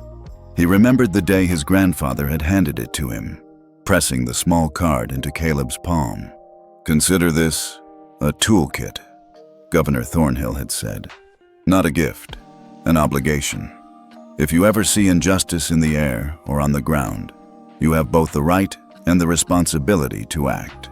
This system is fragile, and you're one of the few who can keep it honest." Caleb tapped the edge of his phone. He was still the only person on this aircraft beneath 18 who had that level of access. Most adults had no idea such a tool existed, let alone that a child could wield it. The realization made his chest tighten. He slid his phone into his hoodie pocket, heart settling into a steady rhythm. He hadn't acted to punish. He'd acted to preserve integrity. A soft knock at his armrest drew his attention. It was Carlos, the young flight attendant from earlier, leaning in with a sympathetic nod. "Mr. Thornhill, can I get you anything? Water? Coffee?" Caleb shook his head. "No, thank you. I'm fine." He offered a brief, polite smile. Carlos returned it, then moved on with his service cart. The older passengers, sensing a shift, resumed polite conversation, though many kept their voices low, as if afraid to disturb the fragile equilibrium Caleb had established. He leaned back against the padded seat, closing his eyes again. Images from the past 24 hours played on an endless loop.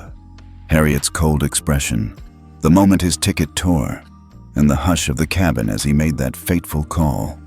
Fear had come and gone in a heartbeat, replaced by something stronger, an unexpected calm. He felt as though every precise lesson his grandfather had ever taught him coalesced in that single, suspended moment. In the seat before him, a man in a tailored navy suit leaned toward the window to discreetly record a video with his phone. Caleb didn't flinch. Now that the National Passenger Trust Index was active, the suit's lapel pin with the insignia of Atlantic Global Airways was all the evidence needed. The policy hadn't been fully implemented nationwide yet, but today it functioned perfectly, swiftly, and without mercy for protocol violations.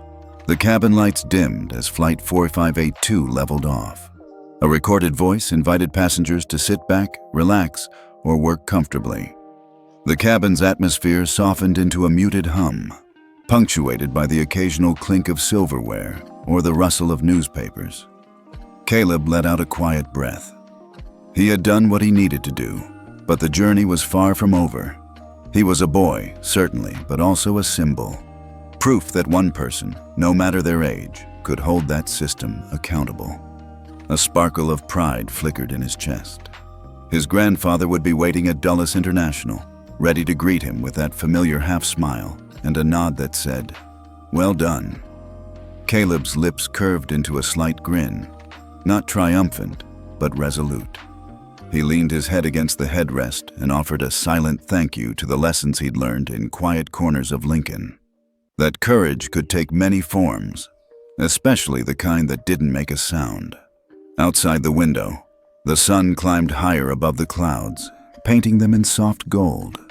Inside the cabin, Flight 4582 flew on, carrying a boy whose resolve had just shifted the power dynamics of an entire industry. And with every passing mile, that truth settled more firmly in Caleb's mind. Sometimes, the most profound change happens when you stand still in the face of injustice. Caleb watched the miles of sky stretch out beneath him, the endless pale blue broken only by wisps of cloud. He stared at the curve of his window, tracing its edges with a practiced calm. To most people, he was just another first-class passenger on Flight 4582 to Washington, D.C. But Caleb's mind was far from idle. He was already thinking through everything his grandfather had taught him about responsibility, privilege, and the delicate balance between patience and action. Back in Lincoln, Nebraska, Caleb Thornhill's life had always revolved around two constants: his late mother's gentle laugh and his grandfather's measured voice. After his mother passed away when Caleb was 9, an illness that struck too quickly, his world pivoted to the imposing cream-colored walls of the Nebraska State Capitol, where Governor George Thornhill presided over his final term. Caleb's father was overseas with the Army, so his grandfather became both mentor and guardian. Those afternoons in the Capitol's hallway, strolling beneath tall columns as journalists and constituents buzzed around them, Caleb learned that government was supposed to serve people, not power. He learned that watching from the sidelines was not enough. Sometimes, he would have to walk through the crowd and speak. When the invitation arrived, an embossed envelope announcing that he had been chosen to represent Nebraska in the National Youth Forum in Washington, D.C., Caleb felt a lump in his throat. This wasn't just any summer program. It was the culmination of everything he and his grandfather had talked about: policy, ethics, and the role young voices could play in shaping the future. He had spent months preparing, poring over statistics on youth voter turnout, drafting position papers on rural education funding, and memorizing quotes from historic Nebraskan legislators. His grandfather had watched him work nights in his home office, stacks of books, 2 monitors humming, without saying much, until the day he finally handed Caleb an envelope with a small card tucked inside. "Here," his grandfather said, voice soft. "You'll need this." On the card, printed in dark blue ink, was the logo for Clear Fly Anchor. In the top corner sat the crest of the National Passenger Trust Index. Only a handful of people in the entire country held this credential, and now, for the next 48 hours, Caleb did. It was part of a pilot program to test new safeguards for minors traveling alone. His grandfather, in his official capacity, had arranged a temporary delegate status for Caleb. The card allowed him to flag or override minor-related protocol violations in first-class cabins, technology that almost no one knew existed. Caleb remembered how he felt when he first read the card like a secret treasure map. He understood its weight. One wrong move could jeopardize an entire airline's access to federal funding. It was an enormous responsibility. But his grandfather had reminded him, it isn't just about holding power. It's about wielding it to protect the vulnerable. That was a lesson Caleb took seriously, but also with a pinch of awe. He was only 13, after all. Now, as Flight 4582 gained altitude, he recalled the moment his grandfather had handed him the boarding pass. "You'll fly under my name's courtesy," he'd said, handing Caleb a laminated badge with his mother's maiden name on it. "Let them see you for your own merit, not for mine." Caleb had nodded, heart racing with excitement. He was used to being one of the youngest kids in any room, but this was different. Here, he carried the weight of an entire legacy. Yet he also alone would need to prove himself. He tucked the small gray hoodie into his lap and caught sight of the navy blue blanket folded at his feet. The cabin's hush was almost meditative. A flight attendant moved quickly to distribute noise-canceling headphones, and a gentle chime signaled the drink service had begun. Caleb didn't need anything. He had waterproof packages of data and notes already open on his tablet, ready for the first of many policy debates he'd participate in during the forum. Still, he let the attendant set a water bottle on the small side table. The gesture was polite. He said, "Thank you," in a quiet voice. He had learned that politeness cost nothing but respect. The attendant glanced at his face, as though reassessing him now that his seat was secure. She offered a half smile, then moved on. His thoughts drifted back to Lincoln's Sunday evenings, when his grandfather would settle in his leather armchair with 2 cups of mint tea. They would discuss everything from renewable energy subsidies to youth prison reform. Tonight, his grandfather was probably in that same chair, listening to coverage of Flight 4582 on Nebraska Public Radio, waiting for news to break about what his grandson had done. He recognized that as soon as the plane touched down in D.C., every news outlet from Omaha to Washington would be dissecting what had happened. He pulled up the National Youth Forum's website on his tablet. The first agenda item was a roundtable on student civic engagement. Next was a panel on educational equity, and then a breakout session on rural broadband access. Caleb had written 3 short speeches, each tailored for a specific panel. He refolded his grandfather's note, laminated with his grandfather's signature. "Caleb, remember, you are not just a delegate. You are a symbol of possibility. Let your work be louder than your words." He scrolled through photos of his mother, smiling as she clutched his hand in their home garden. He felt a twinge of longing. Tomorrow, he would step into a world without her, but in a way, by stepping into the public eye, he would carry her memory forward. His reverie ended when the cabin lights dimmed for the automatic in-flight safety demonstration. The captain's calm voice filled the overhead speakers. "Ladies and gentlemen, we are beginning our initial climb to cruising altitude. Please ensure seatbelts remain fastened as the seatbelt sign is illuminated. We expect mild turbulence over the Rockies. Soft laughter rippled through the cabin at the thought of mild turbulence. But Caleb felt only a gentle swaying as the plane angled upward. He tucked his tablet into his lap. Soon enough, he had to decide what to do with the authority he held. The National Passenger Trust Index wasn't something to flaunt. It was an accountability measure in case things went sideways. But Harriet Stone's face lingered in his mind, her cold eyes, her dismissive nod as she called security. She had seen a child and assumed he didn't belong, even though his ticket was real. That simple act of erasure, seeing him as less, became the catalyst for everything that followed. He exhaled slowly. The sun, rising higher now, cast a golden glow across the horizon. He let himself feel a flicker of pride. He had honored his Grenache as Flight 4582 gained altitude. He recalled the moment his grandfather had handed him the boarding pass. "You'll fly under my name's courtesy," he'd said, handing Caleb a laminated badge with his mother's maiden name on it. "Let them see you for your own merit, not for mine." Caleb had nodded, heart racing with excitement. He was used to being one of the youngest kids in any room, but this was different. Here, he carried the weight of an entire legacy. Yet he also alone would need to prove himself in Father's trust. He had moved deliberately, not out of anger, but out of unwavering principle.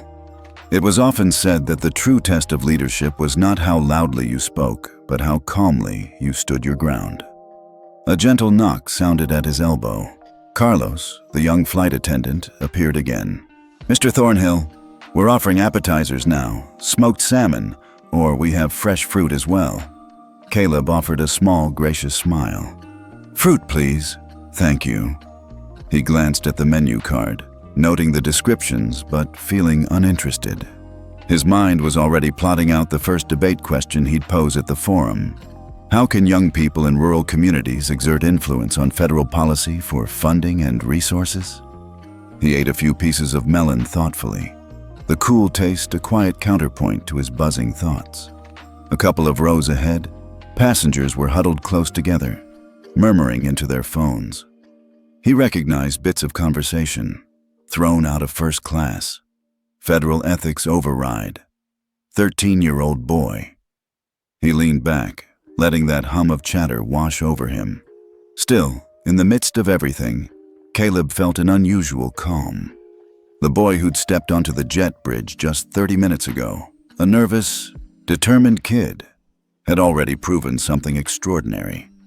Sometimes, integrity spoke loudest when it was spoken without shouting. The in-flight crew dimmed the overhead lights further, and the service carts rolled away. A hush fell once more, broken only by the gentle drone of engines. Caleb reached into his pocket, touching the edge of the Clearfly anchor badge still tucked in his jacket. He closed his eyes, breathing slowly, letting the weight of what he'd done settle in his chest. Tomorrow, he'd walk into the National Youth Forum with thousands of eyes watching, but tonight, he would let the plane's gentle vibrations lull him into reflection. Because the reason he was on this flight, beyond representing Nebraska, was to carry forward his grandfather's legacy, one measured decision at a time. And in that clarity, he found a sense of peace. He drifted into a light reverie, imagining the Capitol steps in Washington and the room full of other youth poised to shape history. But for now, he simply let himself exist in this moment. Eyes closed, heart steady, prepared to face whatever came next. It wasn't about making a spectacle. It was about standing firm. And in his mind, that was more than enough. Caleb remained seated, heart pounding as Flight 4582 leveled off over Wyoming.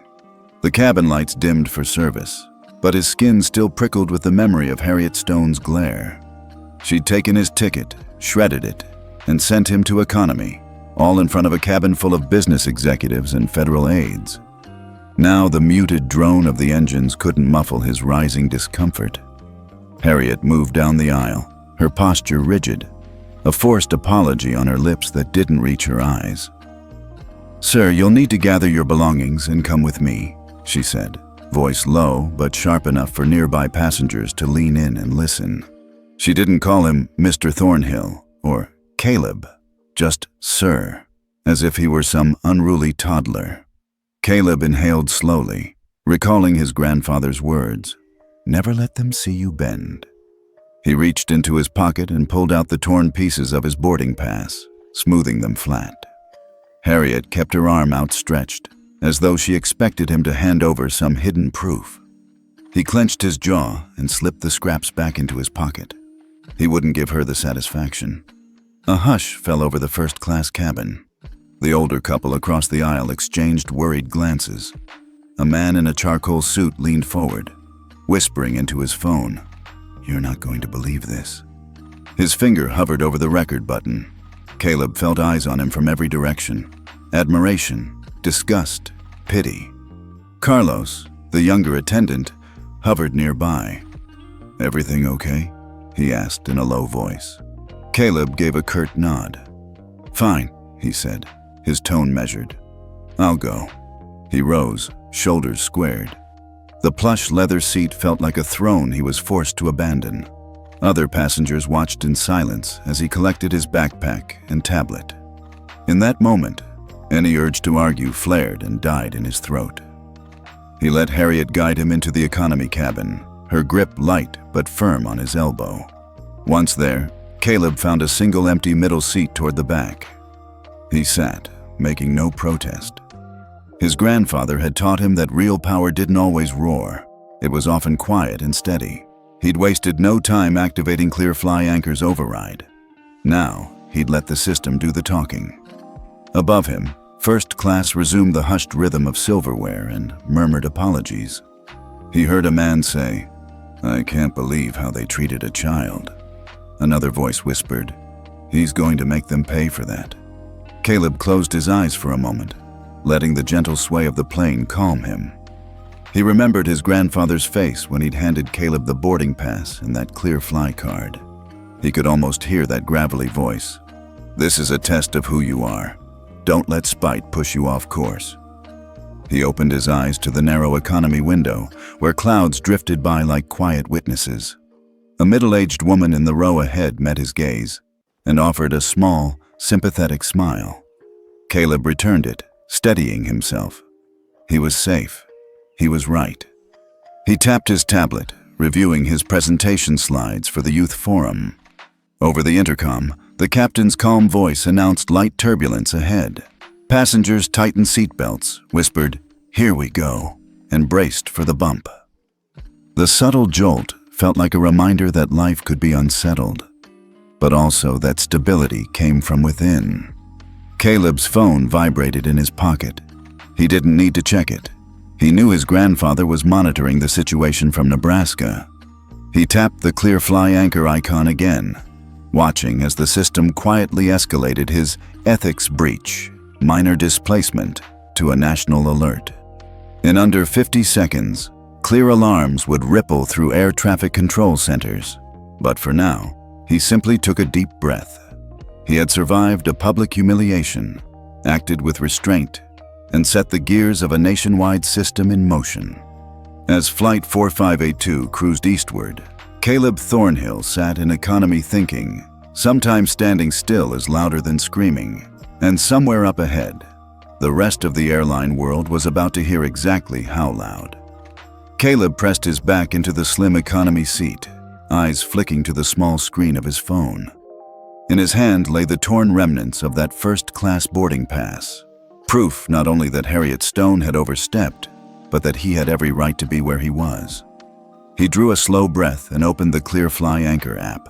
The interface glowed softly, a deep blue background with a single button labeled Flag Minor Displacement. It was a quiet icon.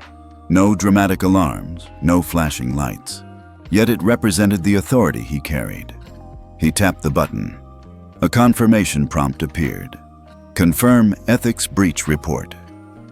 Harriet Stone, Flight 4582, Gate 28, Denver International. Confirm. Cancel. He selected Confirm.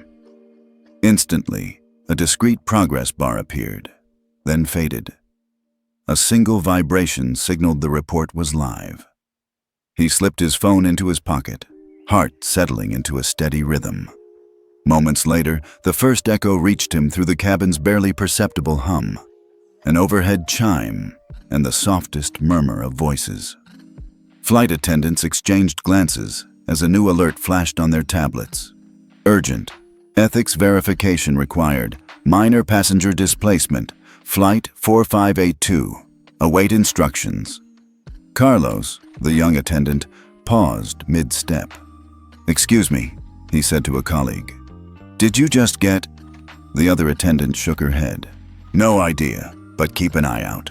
Caleb felt a thrill, part relief, part apprehension. The system was responding exactly as designed. He let his gaze drift to the flight deck, imagining the pilots receiving a flurry of red alerts. Somewhere behind them, air traffic controllers must be scrambling, rerouting, holding planes on taxiways. Back in the cabin, conversations softened. Passengers leaned forward, phones flicking to life. One businesswoman pulled her tablet from the seat pocket to check news apps. Another man whispered into his headset, his eyes widening. Across the aisle, an older gentleman muttered, "What on earth?" His wife reached over, tugging at his sleeve, but he barely noticed. He was glued to his phone screen. Caleb closed his eyes for a moment. He could almost hear the distant hum of control towers acknowledging ethics reset requested signals. A series of commands would cascade through FAA systems. Check National Passenger Trust Index. Flight 4582 flagged for minor displacement violation. Then the bigger orders. Hold all affected flights until verification. Freeze gate assignments for non-compliant crew. Just then, the captain's voice came over the intercom. "Ladies and gentlemen, this is your captain speaking. We are currently holding at our assigned altitude due to an unexpected systems alert. We apologize for the delay and will update you as soon as possible. Thank you for your patience." Weak applause broke out, more a reflex than celebration. But to Caleb, it sounded like a standing ovation. He allowed himself a small, almost imperceptible smile. His grandfather's face flashed through his mind, the crinkled kindness in his grandfather's eyes as he once said, "Power is nothing if you don't use it to protect what matters." He settled deeper into his seat. Around him, cabin crew moved with measured urgency, quietly checking seat belts and scanning phones for any incoming directives. An attendant from first class hurried past, whispering under her breath, "Ethics flag." Flight paused, FAA on it. She glanced directly at Caleb, her eyes a mix of embarrassment and awe. Caleb met her gaze, offering a small nod. No anger, just calm assurance. A few rows back, a young girl clutching a storybook leaned in toward her mother. "Mom, what's happening?" she asked, wide-eyed. The mother smiled softly. "Someone made sure justice was served," she whispered. "We'll find out soon." At that moment, the entire cabin felt suspended between two worlds.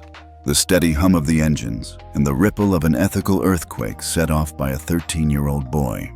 Caleb exhaled, tapping his temple. His grandfather's lessons had never felt more real. In one quiet gesture, one deliberate tap on an app, he had summoned the system to act on his behalf. It was not revenge. It was accountability. Outside the window, clouds drifted past like silent witnesses. Inside, Flight 4582 hovered in the sky, waiting. For clearance, for confirmation, but most of all, for conscience to catch up with protocol. And as the minutes ticked on, Caleb's phone vibrated in his pocket. He didn't need to check it. He knew his grandfather was monitoring the situation from Nebraska. He tapped the ClearFly anchor icon again, watching as the system quietly escalated his ethics breach, minor displacement, to a national alert. In under 50 seconds, clear alarms would ripple through air traffic control centers. Leb Thornhill sat poised, knowing he had already changed the course of more than just one flight. As Flight 4582 settled into cruising altitude, Caleb pressed his phone back into his pocket and leaned forward slightly. Around him, the cabin had settled into a low murmur, laptops clicking, a child in the next row dozing. Flight attendants quietly preparing mid-air service. But Caleb's world felt electric. He closed his eyes, recalling the exact moment his grandfather had pressed that clear fly anchor badge into his hand. Now, with Harriet Stone's insult still fresh, he tapped the icon one more time. The home screen faded into a simple confirmation prompt. National Passenger Trust Index, activate ethics override for Flight 4582. He exhaled, tapping confirm. Nearly instantaneously, his phone vibrated. On the screen, a discreet notification read, "Ethics breach acknowledged," followed by a short countdown, 06 Outcry to deactivation. That 6-minute window was all major air traffic control needed to reroute dozens of other flights and lock gate assignments. Caleb opened his eyes and glanced around. No one noticed anything overtly unusual, just a faint shift in the cabin's energy. He watched as a flight attendant 2 rows down received an alert on her tablet, her brow furrowing. In the aisle, another attendant passed on the message to the purser in a hushed tone 6 minutes later, marked by a gentle chime through the in-flight announcement system. A formal message appeared discreetly on every pilot's console in the domestic network. National Passenger Trust Index override in effect. Flight 4582 flagged for minor displacement. Hold all related departures. Immediately, radar screens in Denver, Chicago, and Atlanta displayed Flight 4582's call sign as the top priority. In the cabin, the change was subtle but undeniable. Passengers exchanged uneasy glances. Laptops in adjacent seats buzzed with notifications. A nearby businessman peered at his phone, mouthed, "Incredible," and furiously tapped his screen. Caleb felt a flush of calm triumph. He hadn't needed to shout or argue. He'd simply pushed a button, and a vast, nationwide system had listened. By the time his eyes closed again, shells of clouds drifted by beyond the window. Inside, Flight 4582 hovered in place, caught until ethics protocols were satisfied. One by one, those colored tracking blips across half the nation's airports froze. Caleb sat back, shoulders relaxed, as the cabin's low hum swelled into a collective awareness. An unseen hand had shifted the balance of power, validating a 13-year-old's claim to dignity. In that moment, he understood his grandfather's quiet pride and the true weight of wielding power with responsibility. By mid-morning, the ripple effects of Caleb's ethics override rippled far beyond Flight 4582. In Denver, the control tower screens glowed bright red as 152 flights blinked a steady hold beside their call signs. Pilots in cockpits tapped at their consoles, eyebrows furrowed in confusion. Below them, ground crews and gate agents scurried, ushering passengers back from jet bridges, calling for extra buses, and scrambling to rearrange connecting flights. It wasn't a simple delay. It was a full system freeze, a cascade triggered by one boy's quiet action. A few states northeast, at O'Hare International, 3 runways switched to priority ethical review status. One by one, gate assignments stalled. Digital boards flashed cautionary messages.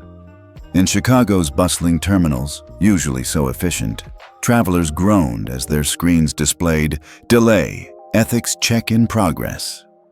A suit-clad businessman, clutching a leather briefcase, looked around in disbelief, muttering to his assistant, "We've got to get to DC for the hearing." But for now, there was nothing to do but wait. Back on Flight 4582, Harriet Stone hovered by the first-class galley, eyes darting toward the cockpit door. She'd overheard the young attendant whisper, "National Passenger Trust Index override. Flight flagged." She felt a sudden jolt of panic as she realized this wasn't about seats anymore. It was about a national protocol no one wanted to mess with. In the cabin, whispers turned to murmurs. A woman 2 rows in front of Caleb typed furiously into her phone, live streaming the scene under the headline, "Denver boy stands up to flight attendant. Now he's halting 150-plus flights." Her followers had already spiked into the tens of thousands. Another passenger, a retired teacher, shook his head in amazement. "I've never seen anything like this," he said as he recorded the exchanges on his tablet. Caleb watched all of it unfold with remarkable calm. He leaned forward slightly, mind tracing the steps his grandfather had mapped out. Choose your moment. Speak truth with action. He didn't clap or cheer. He simply observed. Through the tiny lens of his window, clouds drifted by as if they, too, were waiting for the outcome. Meanwhile, major news networks picked up the story. In Atlanta, scores of travelers at Hartsfield-Jackson looked up from their phones to realize their flights to Dallas, New York, and Miami had all vanished from the departure boards. A grizzled veteran pilot, waiting patiently at the gate, shook his head, muttering, "Never seen a kid do that." Down the concourse, a woman in an aisle seat scrolled social media and gasped at the headline. "Boy, 13, freezes 1.7 BB in flight funding." In Denver's airline boardroom, executives in crisp suits huddled around a table strewn with tablets and coffee cups. They brought up Flight 4582's designation: urgent, ethics override, minor displacement. The lead operations manager barked into his phone. "Get me someone at FAA, now!"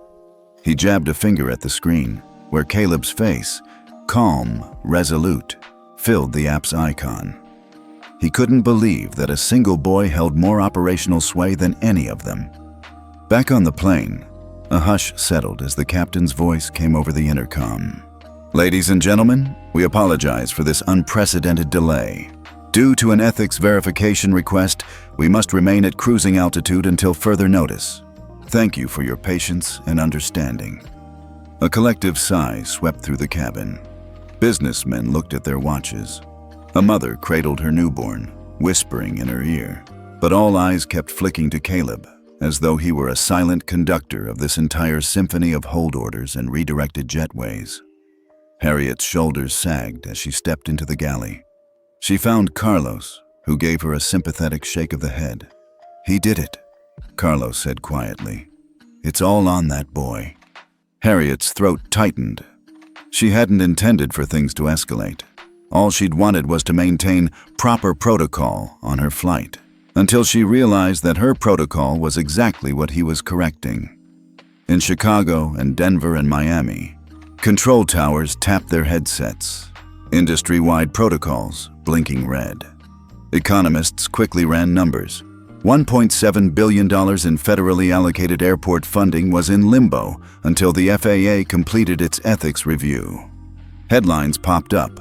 1.7B, freeze. FAA responds to teen's ethics call.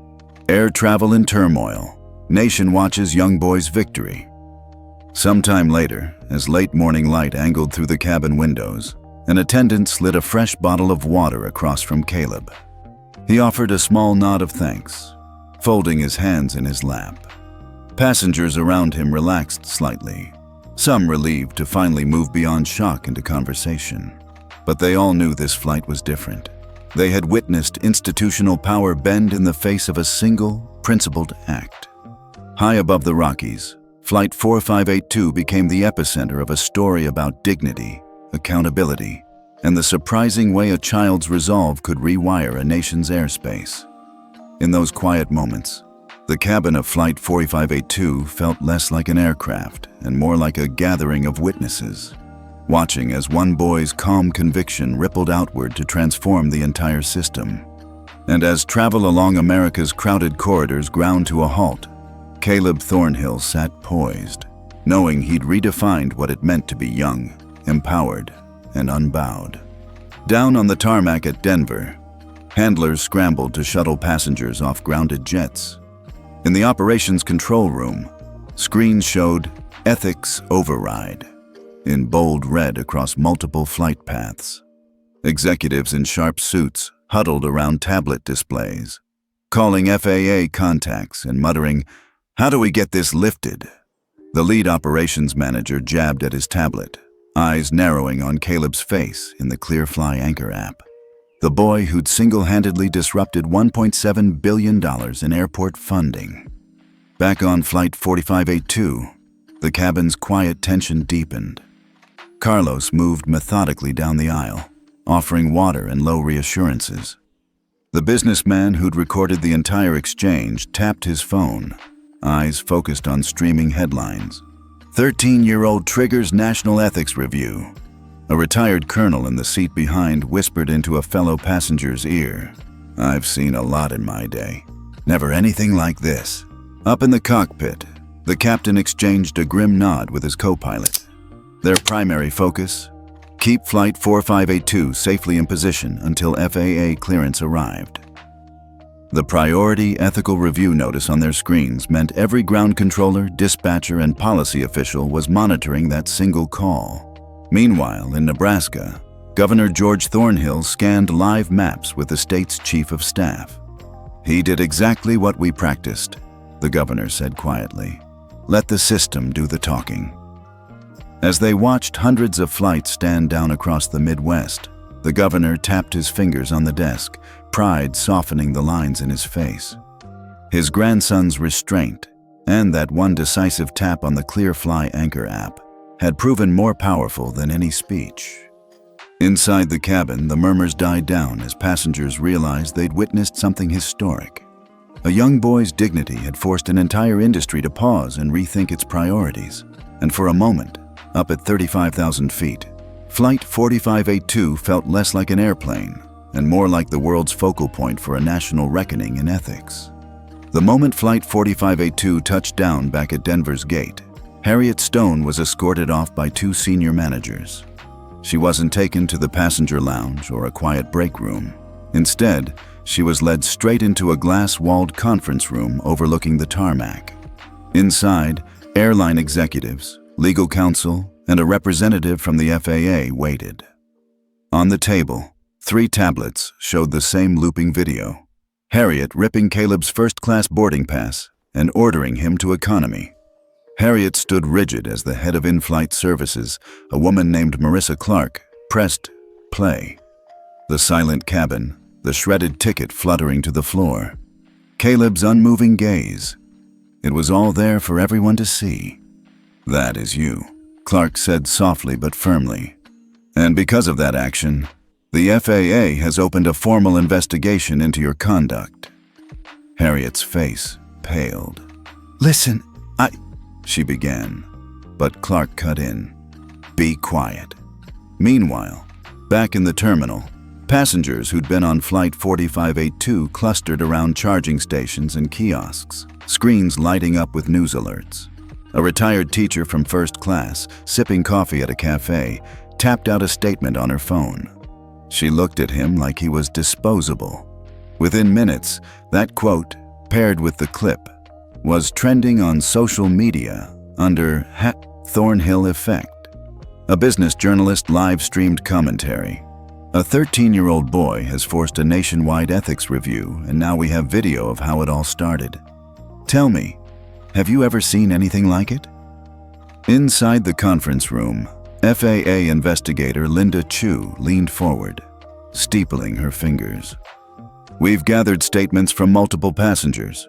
Several corroborate that Ms. Stone questioned Caleb not for any security concern, but simply because of his age. That is discriminatory, and it falls under Federal Aviation Regulation 14 CFR Part 382, Non-Discrimination in Air Travel. Harriet swallowed, glancing at her tablet where the FAA's notice of inquiry flashed. Inquiry #DEN 4582 2025. Alleged minor passenger displacement. Her managers exchanged grim looks. She was required to submit a written statement by tomorrow morning, and the FAA could revoke her credentials pending the outcome. A hush fell as a young flight attendant, Carlos, entered and quietly set down a fresh coffee before Harriet. I'm sorry, he said softly. They're using your heart rate monitor from the flight's health data. It shows you were at 132 BPM when you tore that ticket. The room tensed. Evidence that could only have come from the airline's own systems. Harriet's eyes flicked back to the video where Caleb's calm stare cut through the frame. She exhaled and nodded. No one forced her to speak, but now the world was watching. A single act, captured on camera, had ignited an industry-wide reckoning. And in this glass-walled room, there was no place left to hide. Crackling fluorescent lights filled the spacious lobby of a Denver hotel that afternoon. Reporters milled around, their cameras and microphones poised like battalions waiting for orders. People held placards reading "Justice for Caleb" and "Ethics over Entitlement." But most simply clutched smartphones, ready to live stream any developments. The atmosphere felt electric. Denver had never been a national news epicenter until a 13-year-old boy stopped $1.7 billion in airport funding by tapping a single button. Now, Governor George Thornhill arrived, flanked by a small entourage, a sharp-suit civil rights attorney named Michael Reynolds, and 2 aides carrying neatly bound packets of briefing materials. Caleb stood off to the side, staring at the mirrored walls as he tugged at his shirt collar. He had emerged from economy earlier, quietly, without fanfare, so that his grandfather could present him alongside a podium draped with an "Ethics in Air Travel" banner. The governor nodded at Caleb, offering a reassuring half-smile.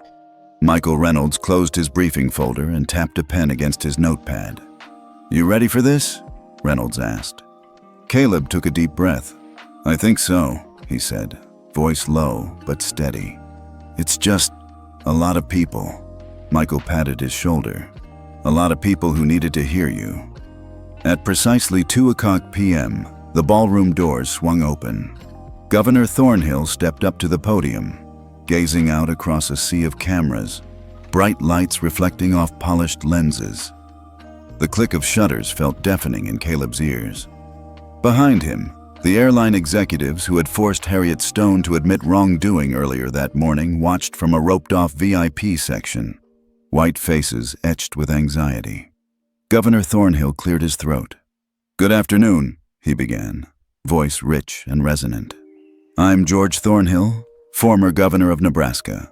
I'm here today to speak not only as a grandfather, but as a citizen concerned about the fundamental rights of every passenger, especially minors, who fly on our nation's airlines." He paused, eyes sweeping the room.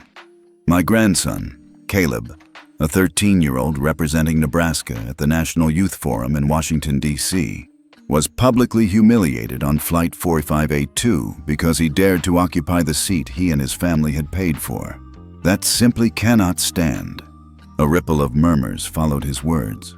Flashbulbs popped as he continued.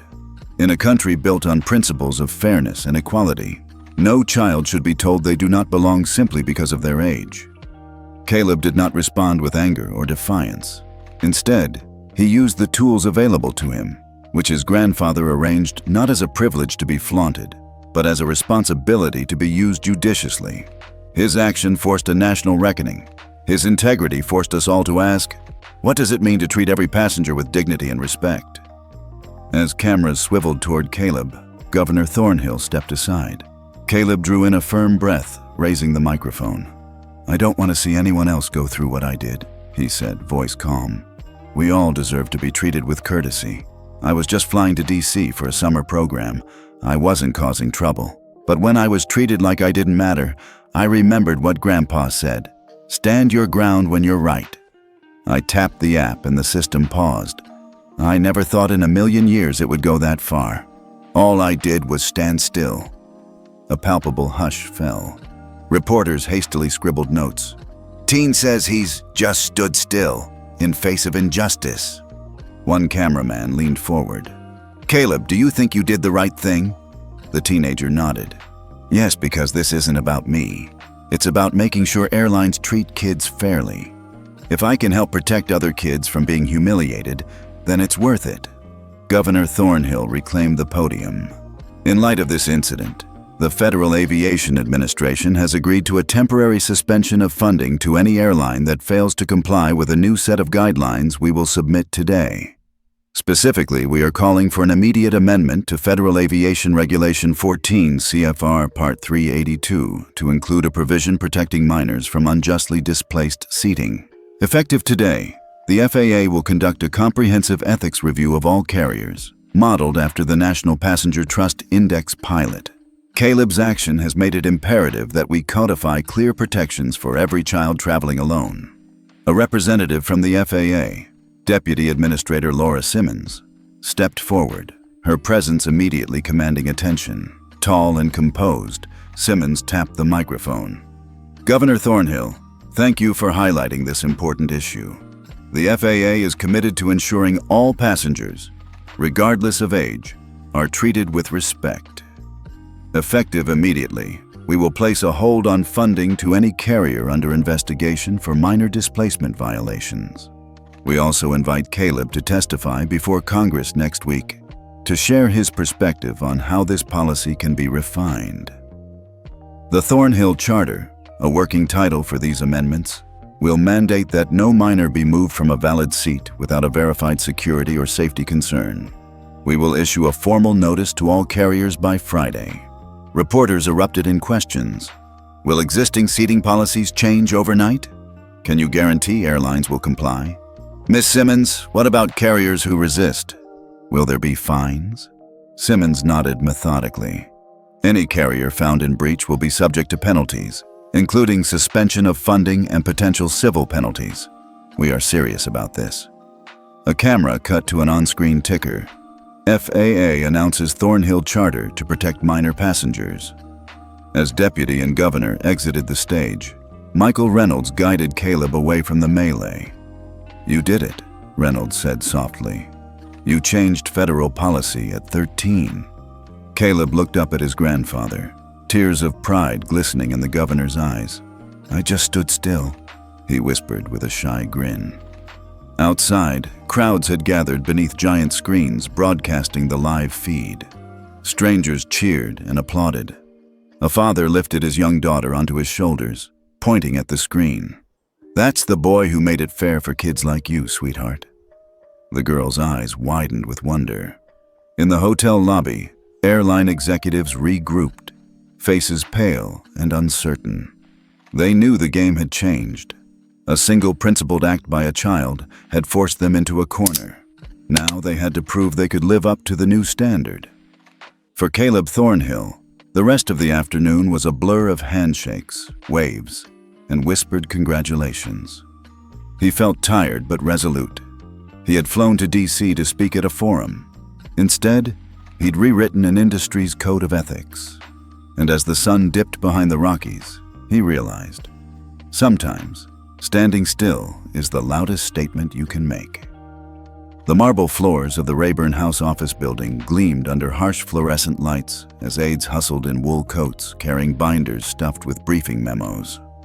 In room 2154, a dozen members of the House Committee on Transportation and Infrastructure sat behind a long, elevated dais. Nameplates read, Congresswoman Maria Santos, Congressman David Kim, and Chairman Richard Porter. At precisely 10 o'clock a.m., the gavel pounded, and the hearing began. "Good morning," Chairman Porter said, eyes sweeping the crowded room. "We are convened today to examine Federal Aviation Administration protocols regarding non-discrimination and the rights of minor passengers. Our witness is Mr. Caleb Thornhill, who, despite being only 13 years old, sparked a national ethics review in air travel.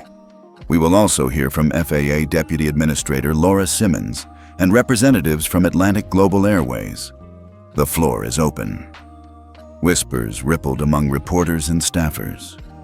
In the front row of the audience section, Governor George Thornhill nodded at his grandson, who sat composed, hands folded on the mahogany table. Caleb adjusted the microphone. He wore a dark blazer over a white-collared shirt, grown up enough to command respect, but still young enough to reveal faint traces of freckles. Caleb cleared his throat. "Thank you, Chairman Porter, and thank you, members of the committee," he began. His voice was steady, measured, without a hint of adolescent hesitation. "On June 2, 2025, I boarded Flight 4582 from Denver to Washington, D.C., in first class with a valid ticket. When the flight attendant, Ms. Harriet Stone, publicly tore my boarding pass and insisted I move to economy, despite my grandfather's payment and my need to prepare for the National Youth Forum, I used the Clearfly Anchor's National Passenger Trust Index override as my recourse."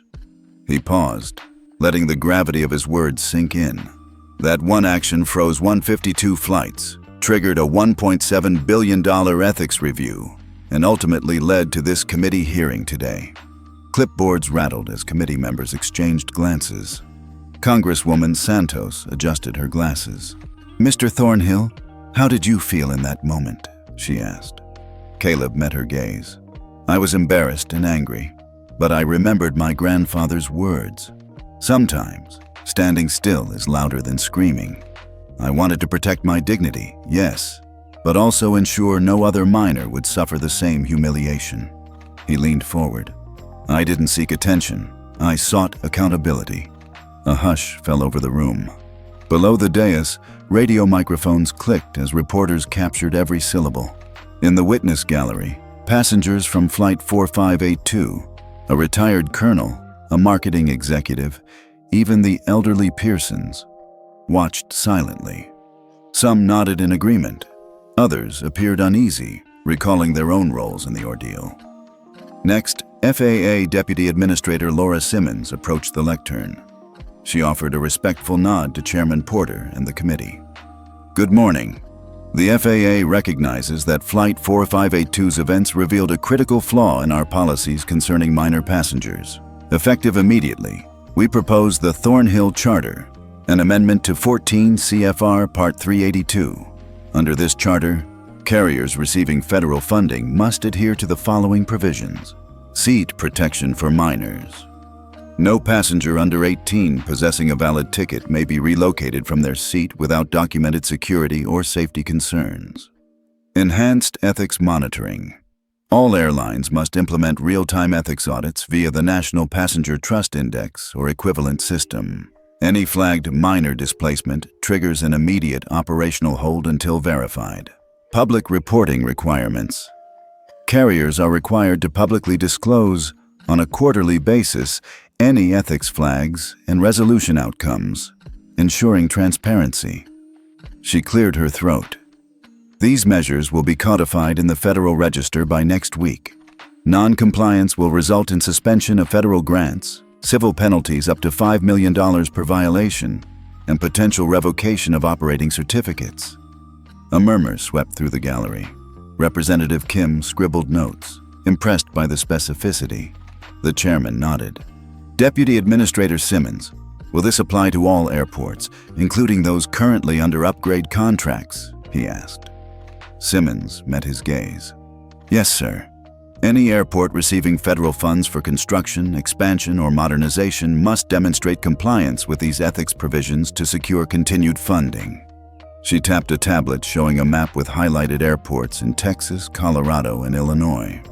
"We are already collaborating with Denver International, O'Hare, and Hartsfield-Jackson to integrate ethics audit modules into their ground control systems by the end of July." In the audience, a small group wearing ethics over entitlement pins applauded softly. Caleb allowed himself a brief, satisfied smile before turning back to the camera banks. He felt his heart swell at the sight of his grandfather, white hair still neat, eyes gleaming with pride. The final witness was the CEO of Atlantic Global Airways, Lawrence Phillips, escorted by legal counsel. He stepped forward with a measured expression. "Members of the committee, Atlantic Global recognizes the significance of this moment. We have withdrawn Ms. Harriet Stone from flight duty effective immediately, pending a complete internal review. We support the FAA's proposed amendments and will allocate $50 million toward ethics training and system upgrades across all our domestic and international fleets." A reporter in the back row whispered, "Did he just say $50 million?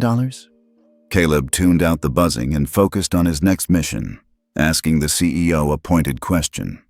"Mr. Phillips," he said, voice calm but firm. "If Atlantic Global's profits depend on maintaining high passenger volumes, how will you ensure that the push for revenue doesn't override these new ethics standards?"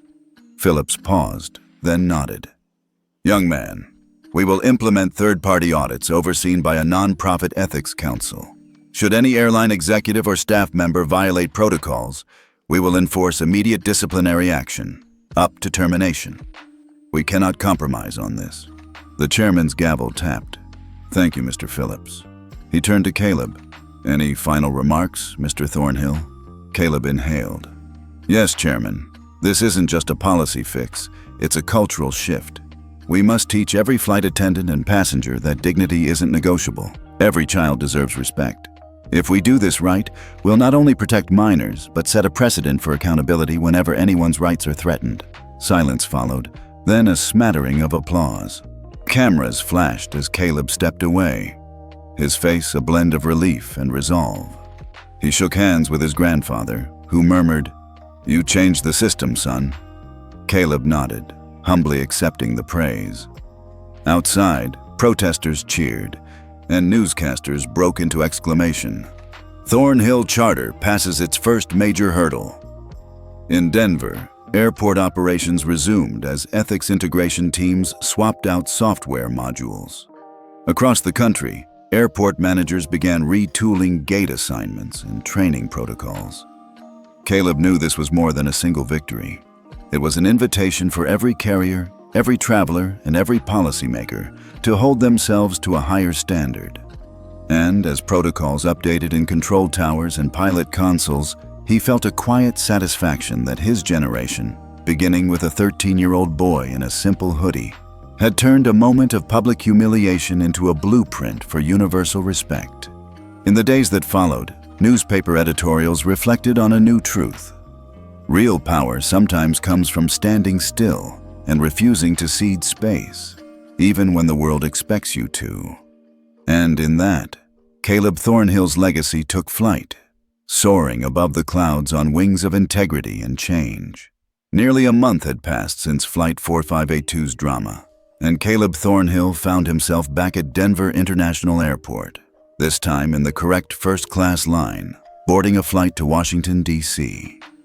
His reflection flickered across the polished glass wall as he walked toward Gate 14. Gone was the tension that had shadowed his previous trip. In its place, a quiet confidence settled in his chest. He smoothed the crease in his navy blazer, a small concession to looking official, as his grandfather liked to remind him. A flight attendant intercepted him before he reached the counter.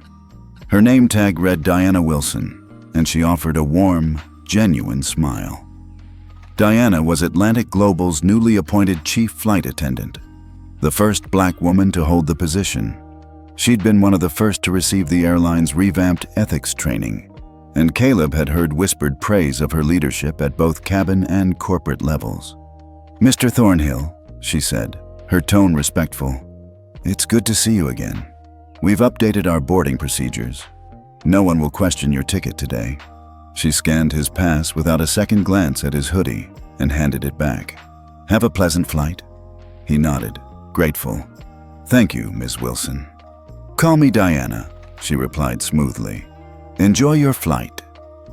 As Caleb proceeded down the jet bridge, he noticed something striking. The flight attendants he encountered were noticeably more diverse than before. Several were black or brown, others Asian or Hispanic. A mosaic of faces that reflected the millions of passengers who flew Atlantic Global each year. It was a subtle yet powerful testament to the airline's commitment to change. At the aircraft door, Captain Williams stood waiting. He gave a small salute. "Mr. Thornhill," he greeted. "Good to have you back on board. How've you been?" "Doing well, sir," Caleb said. He reached a hand out, and the captain shook it firmly. "Thank you for everything." Williams smiled, a crease forming at the corner of his eye. "You set a new standard here. We're still working on full implementation, but the progress has been remarkable." He nodded toward the galley. "Diana will make sure your trip is smooth. If you need anything, let me know." Caleb settled into seat 1A, a window view over the Rockies. He tapped his phone to a news alert. "Harvard Business School adds Thornhill Charter case to CSR curriculum," read the headline. Beneath it, a subheading noted that several major carriers, including United and Southwest, had adopted versions of the Thornhill Protocol after seeing Atlantic Global's success. A quick scroll revealed that 15 airport authorities had begun installing ethics monitoring panels akin to ClearFly Anchor's interface in control towers, and 2 other airlines had publicly credited Caleb's case as the impetus for their new diversity and inclusion-focused flight attendant training. Caleb felt a familiar tug in his chest, the pride of knowing that his small act had catalyzed system-wide change. A flight attendant appeared with a courtesy water bottle and a laminated brochure. The brochure's title read, "Your Rights as a Minor Passenger," the Thornhill Charter explained. It outlined bullet points such as, valid ticket minors cannot be moved except for documented safety or security reasons. Real-time ethics audits via Clearfly Anchor or equivalent systems. Quarterly public reporting of seat reassignment incidents. He tucked the brochure into his backpack for later reference. As the safety demonstration began, he gazed out the window at the sprawling runway below. The plane taxied, and he recalled the first time he'd boarded Flight 4582, the way Harriet Stone had torn his ticket and the hush that followed. Now, the same cabin hummed with activity but carried a different undertone. Quiet assurance that the airline's crew would honor every passenger's dignity.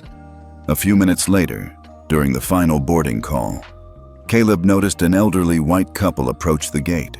He recognized them immediately. The Pearsons, the same couple whose demands had triggered the original confrontation. Their faces looked strained. The woman's hands clenched a single economy boarding pass, while her husband clasped a small first-class permit. When they reached Diana, she greeted them politely. "Good morning, Mr. and Mrs. Pearson. Welcome back." Mrs. Pearson's lip quivered. We'd like to sit together, please." Diana offered a calm nod. "Of course. I see you purchased economy for the first leg, but I have a seat available in first class for you. Complimentary. My apologies for any confusion. Would you like me to escort you there?" Mr. Pearson glanced at his wife, whose eyes brimmed with tears, part relief, part embarrassment. "Thank you," he said quietly. "Yes, please." An attendant led them past Caleb's row, and he watched as Mrs. Pearson took her seat, visibly humbled. In the seat she'd once tried to claim for Caleb, she paused, looked back, and mouthed, "I'm sorry." Caleb gave her a small nod. No resentment, only quiet acknowledgement that she'd learned a painful lesson. As the Pearsons settled, another flight attendant approached a young black woman wearing a business suit. "Ms. Washington, we've upgraded you to first class, complimentary, for your comfort." The woman's eyes widened. "Thank you," she replied softly. "I appreciate it." It was Zoe Washington, a former marketing executive Caleb had met on his first flight. Now she was headed to DC for a conference, and Atlantic Global had recognized her as an important voice in their diversity committee. When Zoe reached Caleb's row, she offered a conspiratorial grin. "Hey kid, I guess they remembered you gave them a masterclass on unconscious bias." Caleb laughed softly. "They're doing better than just remembering." He gestured to Diana. "Look at them. It's like a whole new world in here." Zoe nodded. "I've been working with them to ensure these upgrades aren't just PR stunts. We're putting metrics in place, tracking how many children got moved or offered seats. It's actually saving them money by reducing customer service issues." Before either could say more, the chief flight attendant's voice came over the intercom. "Flight 4723 to DC is now boarding. Please fasten your seatbelts, and we'll be wheels up in 5 minutes. Thank you for choosing Atlantic Global." The engines roared as the plane lifted off. Caleb felt the gentle surge in his seat, a familiar reminder of how far things had come. He slid his phone back into his pocket and exhaled, letting the moment sink in. Midway through the flight, a light knock came at his shoulder. Captain Williams, in uniform, stood in the aisle. "Mr. Thornhill, would you mind joining me in the cockpit for a moment? I'd like you to meet the co-pilot." Curious, Caleb rose and followed him forward. In the cockpit, the co-pilot, Lieutenant Maria Chavez, a decorated former Air Force pilot, smiled as she tapped a few controls. "Caleb, it's an honor to have you here," she said. "Your story is required reading at the Academy now. I've trained on how to handle ethics overrides. It's an incredible tool." The captain nodded. "We've already integrated the ethics monitoring module into our standard operating procedure. See these displays?" He pointed to a small screen labeled NPINDEX.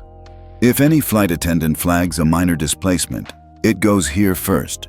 It locks out gate assignments, runway clears, everything. We can't move until the situation is resolved.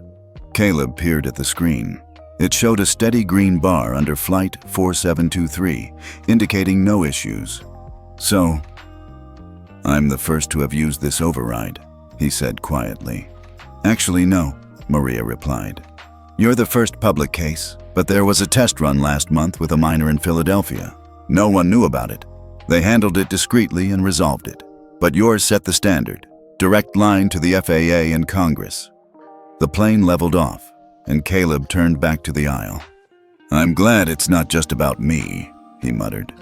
Captain Williams reached out, resting a hand on his shoulder. Your voice matters, Caleb. You reminded all of us why we started flying in the first place. Connection.